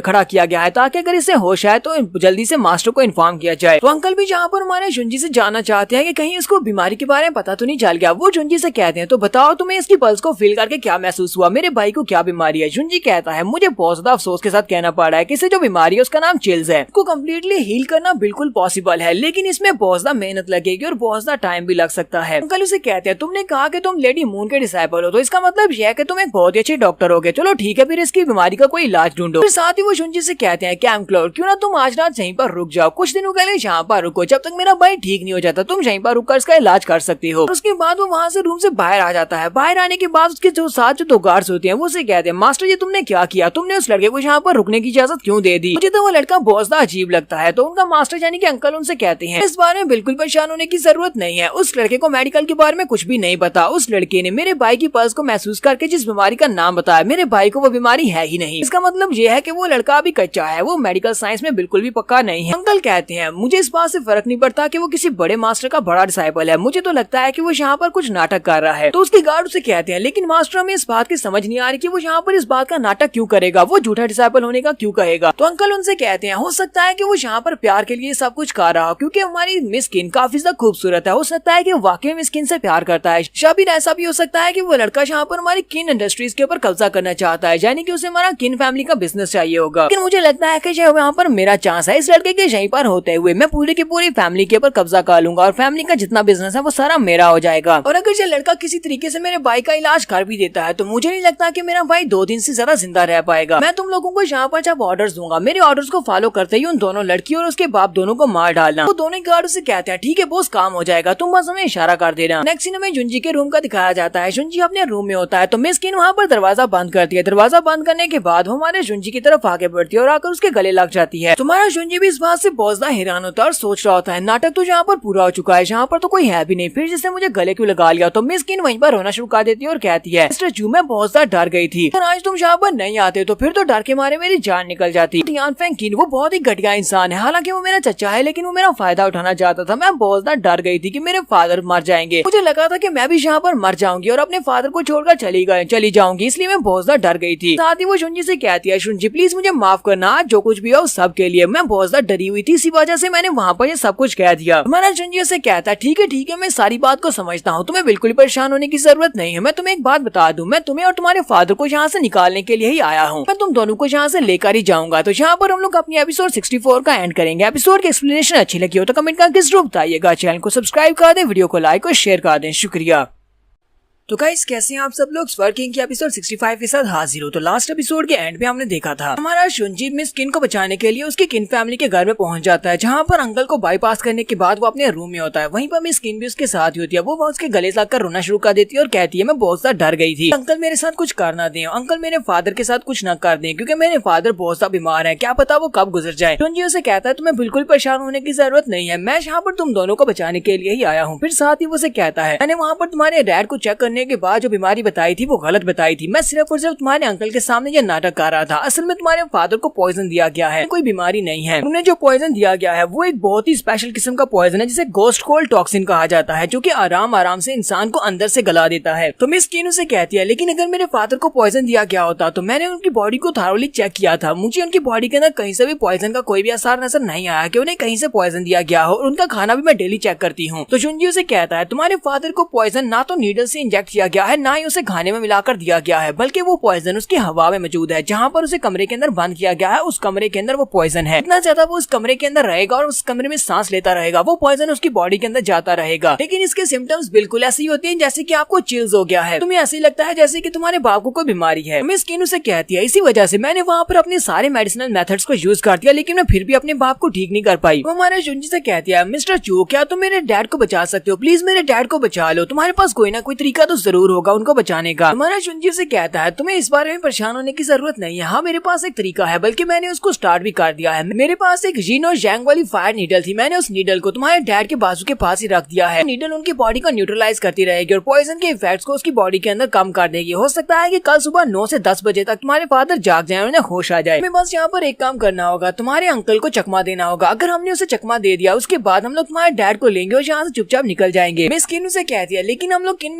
मैंशन से निकलेंगे कैसे, क्योंकि इस वक्त पूरे के पूरे किन मैंशन का कंट्रोल मेरे अंकल के हाथ में है। अंकल ये सारी बात हर एक चीज को कंट्रोल कर रहे हैं। तुम्हारा जुंजी उसे कहता है मैं तुम्हें कह रहा हूँ कि यहाँ पर अगर मैं निकलना चाहता हूँ तो मुझे कोई भी रोक नहीं सकेगा, यहाँ तक कि तुम्हारा अंकल टियानफेंग किन भी नहीं रोक पाएगा। बस तुम इंतजार करो, कल सुबह हम लोग यहाँ से निकलेंगे। उसके बाद हमें रात का सीन दिखाया जाता है। रात के वक्त हमारा जुंजी बिस्तर के ऊपर लेटा होता है, मिस किन भी उसके साथ ही होती है। वो कहता है ऐसा कैसे हो सकता है, मैंने इसके साथ सोने के लिए हाँ ही क्यों कह दी। यहीं पर वो हमें एक बैकग्राउंड सीन दिखाता है जहाँ पर मिस किन उसे कह रही होती है यहाँ पर क्या कर रहे हो तुम, यहाँ ग्राउंड के ऊपर क्यों सो रहे हो, मेरे साथ बिस्तर के ऊपर आकर सो जाओ। वो उसे कहता है नहीं नहीं यहीं पर ठीक है, लेकिन मिस किन उसे जोर देती है और कहती है तो तुम मेरे साथ सो सकते हो, क्योंकि मुझे लगता है कि अगर जहाँ पर अंकल रात के वक्त हमें देखने के लिए चले आए तो वो इसे देखकर बहुत ज्यादा हैरान हो जाएंगे कि हम दोनों एक दूसरे के मंगेतर है लेकिन हम लोग एक बिस्तर के ऊपर नहीं सो रहे। जुंजी उसकी बात मान लेता है और फिर उसके साथ बिस्तर के ऊपर लेट जाता है। लेकिन रात के वक्त जुंजी को नींद नहीं आ रही होती, वो उड़ता है और उसके काफी ज्यादा करीब चला जाता है और उसे कहता है मिस किन आए तुम ऐसे क्यों हो। साथ ही वो अपने माथे के ऊपर हाथ रखता है और कहता है पता नहीं मैं यहाँ पर कर क्या रहा हूँ। ल्यू जियांग इस वक्त मुश्किल में है, वो पता नहीं किस हाल में होगी और मैं यहाँ पर किसी और औरत के साथ ये सब कुछ बिल्कुल भी नहीं कर सकता। वो जल्दी से उठ जाता है, वो बिस्तर से उठता है और जाकर बैल्कनी के पास ही जाकर बैठ जाता है और कहता है ऐसा बिल्कुल भी नहीं हो सकता, मैं ऐसा बिल्कुल भी नहीं करूंगा। सिर्फ और सिर्फ ल्यू जियांग के बारे में सोचना होगा क्योंकि ल्यू जियांग इस वक्त मेरा इंतजार कर रही है। जुंजी को यहाँ पर अपनी ल्यू जियांग के ख्याल तो आ ही रहे होते हैं, लेकिन उसके साथ साथ उसके दिमाग में इस वक्त मिस किन सवार है। उसे सामने अपने ल्यू जियांग दिखाई देती है। ल्यू जियांग काफी ज्यादा खुश होती है, शर्माते हुए से कहती है जी जरा देखो मेरे क्लॉक के नीचे क्या है, और वो साथ ही अपने क्लॉक को सामने से हटाती है और उसकी चेस्ट दिखाई देती है। चेस्ट उसकी नहीं होती बल्कि वो चेस्ट मिस किन की होती है। ये देखकर जुंजी और भी हैरान हो जाता है और कहता है ऐसा कैसे हो सकता है, ये तो मिस किन की चेस्ट है लेकिन इसकी चेस्ट के नीचे ये क्या कर रही है। इसी के साथ ही हमारे जुंजी की आंख फिर से खुल जाती है। जुंजी साथ में शर्म से लाल बिला हो रहा होता है। फिर वो कहता है शुक्र है ये तो सिर्फ और सिर्फ एक सपना था, मुझे लगा ये वाकई में रियल है। उसी वक्त उसके ऊपर अटैक होता है। जुंजी अपने पास जो उसके छड़ी होती है वो उस छड़ी के साथ ही उस अटैक को रोकने की कोशिश करता है, लेकिन वो एक ऑक्टोपस का टेंटिकल होता है जो कि उसके पूरे बाजू के ऊपर लिपट जाता है और इसी के साथ ही वो उसकी गर्दन को वहाँ पर लपेटने लगता है। जुंजी अपने पास से अपनी तलवार निकालता है और उस तलवार के साथ उस ऑक्टोपस के सारे टेंटिकल्स को वहाँ पर काटना शुरू करता है। उसके बाद वो सामने की तरफ देखता है तो सामने दीवार के ऊपर एक बड़ा ऑक्टोपस होता है जो कि किसी की मार्शल सोल होती है। ये अंकल टियानफेंग किन की मार्शल सोल है जिसने यहाँ पर इनके ऊपर अटैक करने के लिए उसे भेजा है। ये कहता है ये तो किसी की मार्शल सोल लगती है। जुंजी कहता है यहाँ पर जिसने भी इस मार्शल आर्ट्स की सोल को यहाँ पर भेजा है वो मुझे मारना चाहता है, इसका टारगेट यहाँ पर मैं हूँ और इसे पता था कि हम लोग यहीं पर हैं। वहीं पर वो ऑक्टोपस साइज में काफी ज्यादा बड़ा हो जाता है। साइज में बड़ा होने के बाद वो जुंजी की तरफ आगे बढ़ता है। आगे बढ़ने के साथ ही वो वहीं पर गायब हो जाता है। जुंजी कहता है जी क्या रात के वक्त है, ऊपर से ये ऑक्टोपस भी यहाँ पर इनविजिबल हो गया है, इसके पास तो स्पेशल स्किल्स है, मैं इसे कैसे ढूंढ पाऊंगा। वहीं पर साइड के ऊपर से उसके ऊपर अटैक होता है, वो अपने डंडे को उस तरफ घुमाता है लेकिन वहाँ पर ऑक्टोपस नहीं होता बल्कि वो तो उसके पीछे होता है। ये कहता अब मैं यहाँ पर इससे कैसे फाइट करूँ, तो वो अपने टेंटिकल को आगे बढ़ाते हुए हमारे जुंजी को उसके गले से पकड़ लेता है और कहता है तुम्हें क्या लगा था कि तुम बड़ी आसानी से मुझसे बच जाओगे। ऑक्टोपस अपना बड़ा सा मुंह खोलता है और हमारे जुंजी की स्पिरिचुअल एनर्जी को एब्जॉर्ब करना स्टार्ट करता है। वो जुंजी से कहता है सुबह के वक्त यहाँ पर लोगों को एक लड़के की लाश मिलेगी जिसकी सारी की सारी स्पिरिचुअल एनर्जी किसी चीज ने छीन ली होगी जिसकी वजह से उसकी मौत हो गई, लेकिन कोई भी चीज जान नहीं पाएगा कि उसकी स्पिरिचुअल एनर्जी किसने छीनी है। जबकि हमारा जुंजी भी वहाँ पर आके ससना शुरू कर देता है और अपने मुंह के अंदर से एक पाइप निकालता है और उस पाइप के अंदर एक जिन और जैंग वाली नीडल होती है। वो उस नीडल को उसकी तरफ थ्रो करता है और कहता है मैंने तुम्हें पकड़ लिया, तुम्हें क्या लगा कि तुमने यहाँ पर मुझे पकड़ा है। ऐसी हमारा जुंजी उसकी तरफ वो नीडल थ्रो करता है, वो सीधी जाकर उसके सर में लगती है। ऑक्टोपस जल्दी से पीछे की तरफ हटता है, फिर साथ ही से कहता है तुम्हें क्या लगा था कि इस तरह की एक छोटी सी नीडल मुझे नुकसान पहुंचा सकती है, तुमने तो मुझे कुछ ज्यादा ही कम मांग लिया। जबकि हमारा जुंजी उसे कहता है तुमने यहाँ पर मुझे गलत समझ लिया, और साथ ही वो वहाँ पर चुटकी बजाता है। जैसे वो चुटकी बजाता है तो उस ऑक्टोपस के ऊपर बीस्ट फायर के साथ एक धमाका होता है और इसी धमाके के साथ ऑक्टोपस की पूरी बॉडी वहाँ पर आग में झुलस जाती है। इसी वजह से ऑक्टोपस जल्दी से जंप करते हुए वहाँ से भाग जाता है और कहता है बस इंतजार करो, आज तो तुम बच गए हो लेकिन कल नहीं बच पाओगे। जुंजी की जहाँ पर फाइट खत्म होने के बाद उसी वक्त में स्किन भी अंदर से निकल आती है और उसे कहती है जहाँ पर क्या हुआ, मैंने शोर सुना था, क्या यहाँ पर तुम्हारे पर अटैक हुआ है। जुंजी उसे कहता है नहीं नहीं, बस एक ऑक्टोपस यहाँ पर कहीं से चला आया था, मैंने बस उसे यहाँ से भगा दिया है। स्किन उसे कहती है कहीं हमारे पर कोई स्नीक अटैक तो नहीं हुआ। स्किन जल्दी से भागती हुई आती है और हमारे जुंजी का बाजू पकड़कर उसे कहती है मुझे लगता है कि मेरे अंकल टियानफेंग किन ने ये सब कुछ किया है, उसने तुम्हारे पर अटैक किया होगा क्योंकि उसने तुम्हारे साथ एक ग्रज पा लिया है, तुम यहाँ पर मेरे फियांसे बनकर आए हो, इसी वजह से वो तुमसे नफरत करता है। जुंजी के बाजू के ऊपर चोट भी लगी होती है। मिस किन उसकी तरफ देखती है और कहती है तुम्हारे बाजू के ऊपर तो चोट लगी है। जुंजी कहता है बस एक छोटी सी चोट है, तुम्हें यहाँ पर इसके लिए परेशान होने की जरूरत नहीं है, और वो पीछे की तरफ मुड़ जाता है। मिस किन उसे कहती है लेकिन मुझे तुम्हारी हेल्प करने दो, मैं इसके ऊपर बैंडेज कर देती हूँ। जुंजी कहता है नहीं, मुझे इसकी जरूरत नहीं है। जुंजी बालकनी में जाकर खड़ा हो जाता है तो मिस किन उसे कहती है तुम यहाँ पर क्या सोच रहे हो और क्या करने वाले हो। जुंजी उसे कहता है मेरे लिए परेशान होने की जरूरत नहीं है, जाओ जाकर आराम से सो जाओ, मैं यहीं पर रहूंगा और सारी रात जागता रहूंगा ताकि मैं नजर रख सकूं। तो मिस किन यहाँ पर बहुत ज्यादा शर्मिंदा होती है, वो उसे कहती है प्लीज मुझे माफ करना, ये सारे के सारा मेरी वजह से हुआ है कि मेरी वजह से तुम्हें यहाँ पर मेरी फैमिली के मसले में पड़ना पड़ गया और ऊपर से यहाँ पर तुम्हें मेरे साथ नाटक भी करना पड़ रहा है, मेरी वजह से तुम यहाँ पर अपनी जान को दांव पर लगा रहे हो, मैं बहुत ज्यादा सेल्फिश हूँ। हमारा जुंजी उसे कहता है नहीं, ये सारी की सारी तुम्हारी गलती नहीं है। जुंजी वहाँ पर अंदर से काफी ज्यादा अपने आप को रोकने की कोशिश कर रहा होता है। वो उसे कहता है तुम हमेशा मेरे इतने ज्यादा करीब क्यों आ जाती हो, तुमने मेरी फीलिंग्स की कभी भी कदर नहीं की। साथ ही हमारा जुंजी उसे कहता है मैं चाहता हूँ कि तुम मुझसे दूर हो, क्योंकि अगर तुम मुझसे दूर नहीं रहोगी तो मैं अपने पर कंट्रोल नहीं रख पाऊंगा और मुझसे वो हो जाएगा जो मैं करना नहीं चाहता। इसकी ये बात सुनने के बाद शर्माना शुरू कर देती है, फिर साथ ही मुस्कुराते हुए आगे बढ़ती है और उसे कहती है जुंजी तुम जो चाहे वो कर सकते हो, तुम्हारे लिए यहाँ पर खुली ऑफर है। इसी के साथ ही वो जाकर हमारे जुंजी से लिपट जाती है और उसे कहती है तुम्हें यहाँ पर अपने आप को कंट्रोल करने की जरूरत नहीं है, आज अपने ऊपर से सारे के सारे कंट्रोल्स को हटा दो। हमारा जुंजी तो जैसे यहाँ पर किसी इशारे का इंतजार कर रहा था, वो जल्दी से पीछे की तरफ पलटता है और उसे वहीं पर नीचे गिरा देता है। इसी के साथ ही हमारा जुंजी मिस किन को वहाँ पर किस करता है। जैसे हमारा जुंजी उसे किस कर रहा होता है उसी वक्त मिस किन उसे पीछे हटाती है और कहती है मुझे ब्लड की स्मेल आ रही है। वो कहता है तुम्हें कहाँ से ब्लड की स्मेल आ रही है, क्योंकि जुंजी के नाक से ब्लड बह रहा होता है। मिस किन कहती है मैं जल्दी से तुम्हारे लिए कपड़ा लेकर आती हूँ और वो भागती हुई उसके लिए कपड़ा लाने के लिए चली जाती है। पता नहीं आगे इन दोनों के दरमियान में यहाँ पर क्या हुआ जी आगे नहीं दिखाया जा रहा। तो नेक्स्ट सीन हमें सुबह के वक्त का दिखाया जाता है। सुबह के वक्त हमारा जुंजी और इसके साथ मिस किन दोनों ही तैयार होकर बाहर निकलते हैं। के सामने उनके अंकल के दोनों नौकर खड़े होते हैं। तो मिस किन उसे कहती है अंकल अभी तक यहाँ पर आए क्यों नहीं, वो काफी लेट हो गए हैं। तो एक नौकर उसे कहता है आज नहीं आने वाले, रात के वक्त उन्हें काफी ज्यादा ठंड लग गई थी जिसकी वजह से वो बीमार हो गए हैं, इसी वजह से वो अब तुमसे मिलने के लिए यहाँ पर नहीं आ सकते, इसलिए उन्होंने हम दोनों को ऑर्डर दिया है कि हम लोग यहाँ पर आज तुम्हें सर्व करें। जुंजी कहता है क्या वो बीमार है, अगर तुम लोग चाहते हो तो मैं जाकर उसका इलाज कर सकता हूँ, तुम्हें बताना कि मैं कितना अच्छा डॉक्टर हूँ। वो दोनों नौकर काफी घबरा जाते हैं और उसे कहते हैं नहीं नहीं मास्टर आपको वहाँ पर जाने की जरूरत नहीं है, हमारे मास्टर ने कहा है कि वो थोड़ी देर में खुद ही ठीक हो जाएंगे, जब उनकी सर्दी खत्म हो जाएगी आपको उनका इलाज करने की जरूरत नहीं है। तुम्हारा जुंजी मिस किन से कहता है चलो फिर ठीक है आओ चलते हैं और जाकर तुम्हारे फादर से मिलते हैं, मुझे लगता है कि टाइम हो चुका है उनके जागने का। दोनों चलते हुए जल्दी वहाँ पर पहुँच जाते हैं, जबकि वो दोनों नौकर भी इनके पीछे पीछे ही होती हैं। साथ ही वो दोनों नौकर यहाँ पर सोच रहे होते हैं उनके मास्टर ने उन्हें जिस बारे में जो बताया था। तो अंकल ने इन दोनों नौकरों से कहा था कि मुझे लगता है कि कैंप क्लाउड यहाँ पर किसी गलत इरादे से आया है, उसका मकसद मुझे नहीं समझ आ रहा है, इसी वजह से तुम दोनों को उसके ऊपर नजर रखना होगी, तुम दोनों उसके ऊपर कड़ी नजर रखना कि वो यहाँ पर कुछ भी गलत ना कर सके। अगर तुम्हें लगे कि वो यहाँ पर कुछ गलत करने की कोशिश कर रहा है तो जल्दी से मेरे पास आ जाना और आकर मुझे इस बारे में इन्फॉर्म करना, और मैं पूरे मेंशन को गार्ड करने के लिए कुछ और लोगों का बंदोबस्त कर रहा हूँ ताकि वो लोग यहाँ से बाहर भाग कर ना जा सके। ये लोग मास्टर किन के रूम में पहुंच जाते हैं, जबकि मास्टर उसी वक्त अपनी आंखें खोलते हैं। मिस किन बहुत ज्यादा खुश हो जाती है और कहती है डैड शुक्र है कि आपने अपनी आंखें खोल ली। वो भी अपनी बेटी को देखकर काफी खुश होते हैं और कहते हैं मेरी बेटी रेन मिस तुम कैसी हो। तो मिस किन वहीं पर रोना शुरू कर देती है और अपने डैड से कहती है डैड मैं आज आपसे वादा करती हूँ कि अब मैं आपको छोड़कर कहीं पर भी नहीं जाऊंगी, मैं हमेशा आपके साथ ही रहूंगी, आपके लिए सबसे बेस्ट डॉक्टर लेकर आई हूँ, इसलिए मैं चाहती हूँ कि आप जल्दी से जल्दी बिल्कुल ठीक हो जाएं। जबकि उसके डैड उसे कहते हैं मैं तो इस बात से बहुत ज्यादा खुश हूँ कि तुम बिल्कुल ठीक हो। जुंजी आगे बढ़ता है, मिस किन से कहता है चलो मुझे इन्हें चेक करने दो। जुंजी आगे बढ़कर उसको चेक करता है, जबकि मिस किन उसे कहती है मुझे बताओ क्या ये ठीक है। जुंजी कहता है हाँ जी बिल्कुल ठीक है, अब जबकि इन्हें होश आ चुकी है तो मुझे लगता है कि इन्हें बहुत ही जल्दी से क्योर किया जा सकता है, यानी कि इनका इलाज करना पॉसिबल है। यहाँ पर हम लोग अपनी एपिसोड 65 का एंड करेंगे। एपिसोड की एक्सप्लेनेशन अच्छी लगी हो तो कमेंट करके जरूर बताइएगा, चैनल को सब्सक्राइब कर दे, वीडियो को लाइक और शेयर कर दें, शुक्रिया।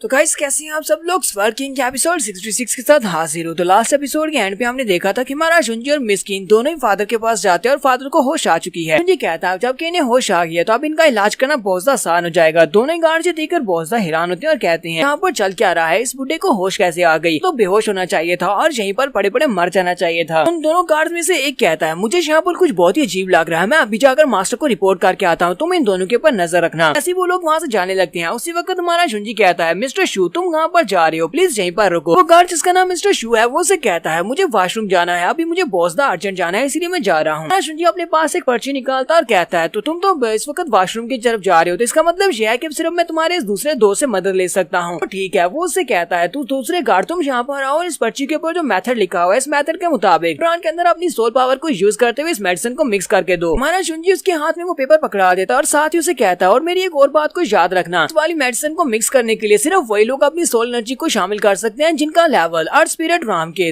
5th लेवल से अबव हो। मुझे लगता है कि तुम इस वक्त अर्थ स्पिरिट राम के 6th लेवल पर हो, इसलिए तुम ये काम कर सकते हो। बात सुनने के बाद से कहता है मैंने तो कभी इस तरह के तरीके के बारे में कभी नहीं सुना। मैंने तो कभी नहीं सुना कि यहाँ पर इस तरह की लिमिटेशंस भी होती है कि सिर्फ और सिर्फ अर्थ स्पिरिट राम के 5th लेवल से अबव का बंदा ही इसको मिक्स कर सकता है। तुम इसको क्यों नहीं मिक्स कर रहे? मुझे तो लगता है कि तुम यहाँ पर सिर्फ और सिर्फ इसलिए ये सब कुछ कर रहे हो ताकि तुम हमें रास्ते से हटा सको। हमारा जुंजी से कहता है तुम्हें यहाँ पर दुनिया में बहुत सारी चीजें ऐसी हैं जिनके बारे में बिल्कुल भी नहीं पता। वक्त मिस्टर जिन की बॉडी के अंदर जो बीमारी है उसको हम लोग चिलिंग बीमारी कहते हैं और वो बहुत ही खास बीमारी है जिसकी वजह से इनकी बॉडी के अंदर से इवल जिन एनर्जी को निकालना होगा। और इस इवल एनर्जी को निकालने के लिए हमें यहाँ पर किसी ऐसे बंदे की एनर्जी की जरूरत है जो कि अर्थ स्पिरिट राम के 5th लेवल से अबव हो, ताकि हम लोग यहाँ पर जिन इवल एनर्जी को आसानी से निकाल सकें। तुम्हें लगता है कि मैं यहाँ पर तुम्हें सिर्फ रास्ते से हटाने के लिए ये सब कुछ कह रहा हूँ ताकि तुम यहाँ से चले जाओ? कहीं तुम्हारा दिमाग तो नहीं खराब हो गया? मुझे लगता है कि तुम लोग मास्टर किन को बचाना नहीं चाहते, इस वजह से तुम लोग मेरी बात को मान नहीं रहे। तो वो दोनों उसकी बात सुनने के बाद खामोश हो जाती हैं। तो बड़े वाला गार्ड उसे कहता है अच्छा ठीक है, फिर मैं अभी जाकर ये काम स्टार्ट करता हूँ। शुंजी कहता है मुझे तुम्हारे पर यकीन नहीं है, तुम इसको सही तरह से करोगे या नहीं, मैं भी तुम्हारे साथ आता हूँ। और हमारा शुंजी उसके साथ वहाँ से बाहर चला जाता है। मिस्टर शू जो दूसरा गार्ड होता है वो वहीं पर खड़ा होता है और कहता है चलो ये तो अच्छा है, लड़का खुद ही यहाँ से चला गया, अब यहाँ पर सिर्फ और सिर्फ एक लड़की बची है, मुझे इसी के ऊपर नजर रखना होगी। मिस किनो से कहती है मिस्टर शो क्या तुम्हें बाथरूम नहीं जाना? वो कहता है नहीं, अब मुझे इस तरह महसूस नहीं हो रहा, मुझे वॉशरूम बाद में चला जाऊंगा। तो मिस किनो से कहती है तो प्लीज अब यहीं पर चेयर के ऊपर ही बैठ जाए, अभी उन्हें काफी ज्यादा टाइम लगेगा। वो भी कहता है हाँ क्यों नहीं, और वो कुर्सी के ऊपर बैठ जाता है और कहता है तो मिस्टर शू चेयर के ऊपर बैठ जाता है और कहता है मुझे इस बारे में नहीं पता कि वो लड़का यहाँ पर क्या करने की सोच रहा है, लेकिन जबकि ये लड़की मेरी आंखों के सामने और ये फादर भी, तो मुझे यहाँ पर उस लड़के के लिए परेशान होने की जरूरत नहीं है क्योंकि हमारा मेन मकसद तो यहाँ पर स्किन और इसके फादर को यहाँ पर एक ही रूम के अंदर रखने का है। स्किन उठती है और एक ग्लास के अंदर वाइन डालते हुए से कहती है पर मेरे फादर और अंकल के अलावा मिस्टर शू आप भी हमारी फैमिली में काफी लंबे अरसे से हैं और आपने हमारी फैमिली के लिए बहुत कुछ कंट्रीब्यूट किया है, इसी वजह से मैं किन फैमिली के नाम पर आपको यहाँ पर एक वाइन का ग्लास देती हूँ क्योंकि आपने हमारी बहुत ज्यादा हेल्प की है। इसी वजह से यहाँ पर आपकी और भी ज्यादा मदद की जरूरत है क्योंकि आपको पता है कि इस वक्त हमारी किन फैमिली का बिजनेस बिल्कुल भी ठीक नहीं चल रहा, हमें किसी ऐसे बंदे की जरूरत है जो कि हमारे बिजनेस को ठीक से चला सके। मिस किन वहाँ पर वाइन नहीं डाल रही होती बल्कि टी डाल रही होती है। वो एक कप में चाय डालने के बाद उसके सामने लेकर आती है और कहती है मिस्टर शू प्लीज इस चाय को पी ले, मैंने स्पेशल आपके लिए बनाई है। मिस्टर शू उसके हाथ से वो चाय का कप ले लेता है और उससे कहता है लेकिन मैं इसको कैसे पी सकता हूँ, मैं इसे डिजर्व नहीं करता। उससे शक होता है कि शायद इसमें पॉइजन ना हो। मिस किन उसके पास ही खड़ी होती है, वो उसे कहती है मिस्टर शू आप इसको पी क्यों नहीं रही, कहीं आपको ऐसा तो नहीं लगता कि इसके अंदर पॉइजन है? वो इस कप को उठाती है और अपनी जीभ उसके अंदर लगाती है और कहती है जी देखो इसके अंदर तो कोई भी पॉइजन नहीं है, बिल्कुल परेशान होने की जरूरत नहीं है, मैं यहाँ पर तुम्हारे साथ बिल्कुल सिंसियर हूँ। आती वो उसके साथ लिपट जाती है और कहती है चलो जल्दी से मुंह खोलो और इसको पीना स्टार्ट करो। वो मिस्टर किन भी वहाँ पर ठरकी तरह शर्माना शुरू कर देता है और साथ ही अपना मुंह खोलता है, चाय को पीना स्टार्ट करता है। मिस किन उसे सारी की सारी चाय पिला देती है। जैसे वो सारी की सारी चाय पी लेता है वो उसे वहीं पर नीचे गिरा लेता है और कहता है लिटिल ब्यूटी तुमने मुझे पहले क्यों नहीं बताया कि तुम्हें मैं बहुत ज्यादा पसंद हूँ, पहले ही बता देती तो हम लोग इतनी मुश्किल में नहीं पड़ते। साथ ही वो मिस किन को वहाँ पर किस करने की कोशिश कर रहा होता है लेकिन इसी के साथ ही वहीं पर बेहोश हो जाता है क्योंकि उसकी चाय के अंदर बेहोशी की दवा होती है। मिस किन उसे कहती है बुढ़ा घुसट कहेगा, इसे क्या लगता है कि यहाँ पर मैं इसे पसंद करती हूँ। शुंजी भी वहाँ पर आ जाता है और उसे कहता है तो कैसा रहा, क्या तुमने इसको बेहोश कर दिया? वो कहती है मेरा काम हो गया है। मिस किन उसे कहती है तुम इतनी जल्दी वापस कैसे आ गए, कहीं किसी को तुम्हारे पर शक तो नहीं पड़ा? शुंजी कहता है नहीं किसी को मेरे पर शक नहीं है, उन सभी को इस बारे में नहीं पता था कि मिस्टर किन इतनी जल्दी होश में आ जाएंगे, जैसे तुम्हारे अंकल टियानफेंग को इस बारे में कुछ भी नहीं पता और इन दोनों गार्ड्स को तो मास्टर टियानफेंग के पास जाने का मौका भी नहीं मिल सका और ये दोनों यहीं पर बेहोश होकर पड़े हैं। तो शुंजी मिस किन से कहता है अब हम लोग यहाँ पर ज्यादा देर इंतजार नहीं कर सकते, हमें जल्दी से जल्दी यहाँ से निकलना होगा। वो अपने माथे के अंदर से अपने सोल ऑर्ब को निकालता है, अपने उस रीइंकार्नेशन बीड को उसके डैड को उस बीड के अंदर खींचना स्टार्ट करता है। वो जब उसको ओपन करता है तो मिस किन उसे कहती है तुम क्या कर रहे हो? उसे कहता है इसी की मदद से मैं तुम लोगों को यहाँ से निकाल सकता हूँ, वैसे हम लोग यहाँ से नहीं निकल सकते। वो उसे कहती है तो इसका मतलब यह है कि तुम्हारे पास अपनी सोल स्पेस भी है। शुंजी उसे कहता है हाँ मेरे पास अपनी सोल स्पेस है और वो उन दोनों को अपने बीड के अंदर रख लेता है और उसके बाद वो बिस्तर के ऊपर मिस्टर शू को लिटा देता है और उसके बाद चादर दे देता है। थोड़ी देर के बाद अंकल टियानफेंग किन वहाँ पर आते हैं। शुंजी दरवाजा खोलता है, वो उसे कहते हैं तुमने दरवाजा इतनी देर से क्यों खोला है? शुंजी कहता है वो अंकल इस वक्त इंतजार का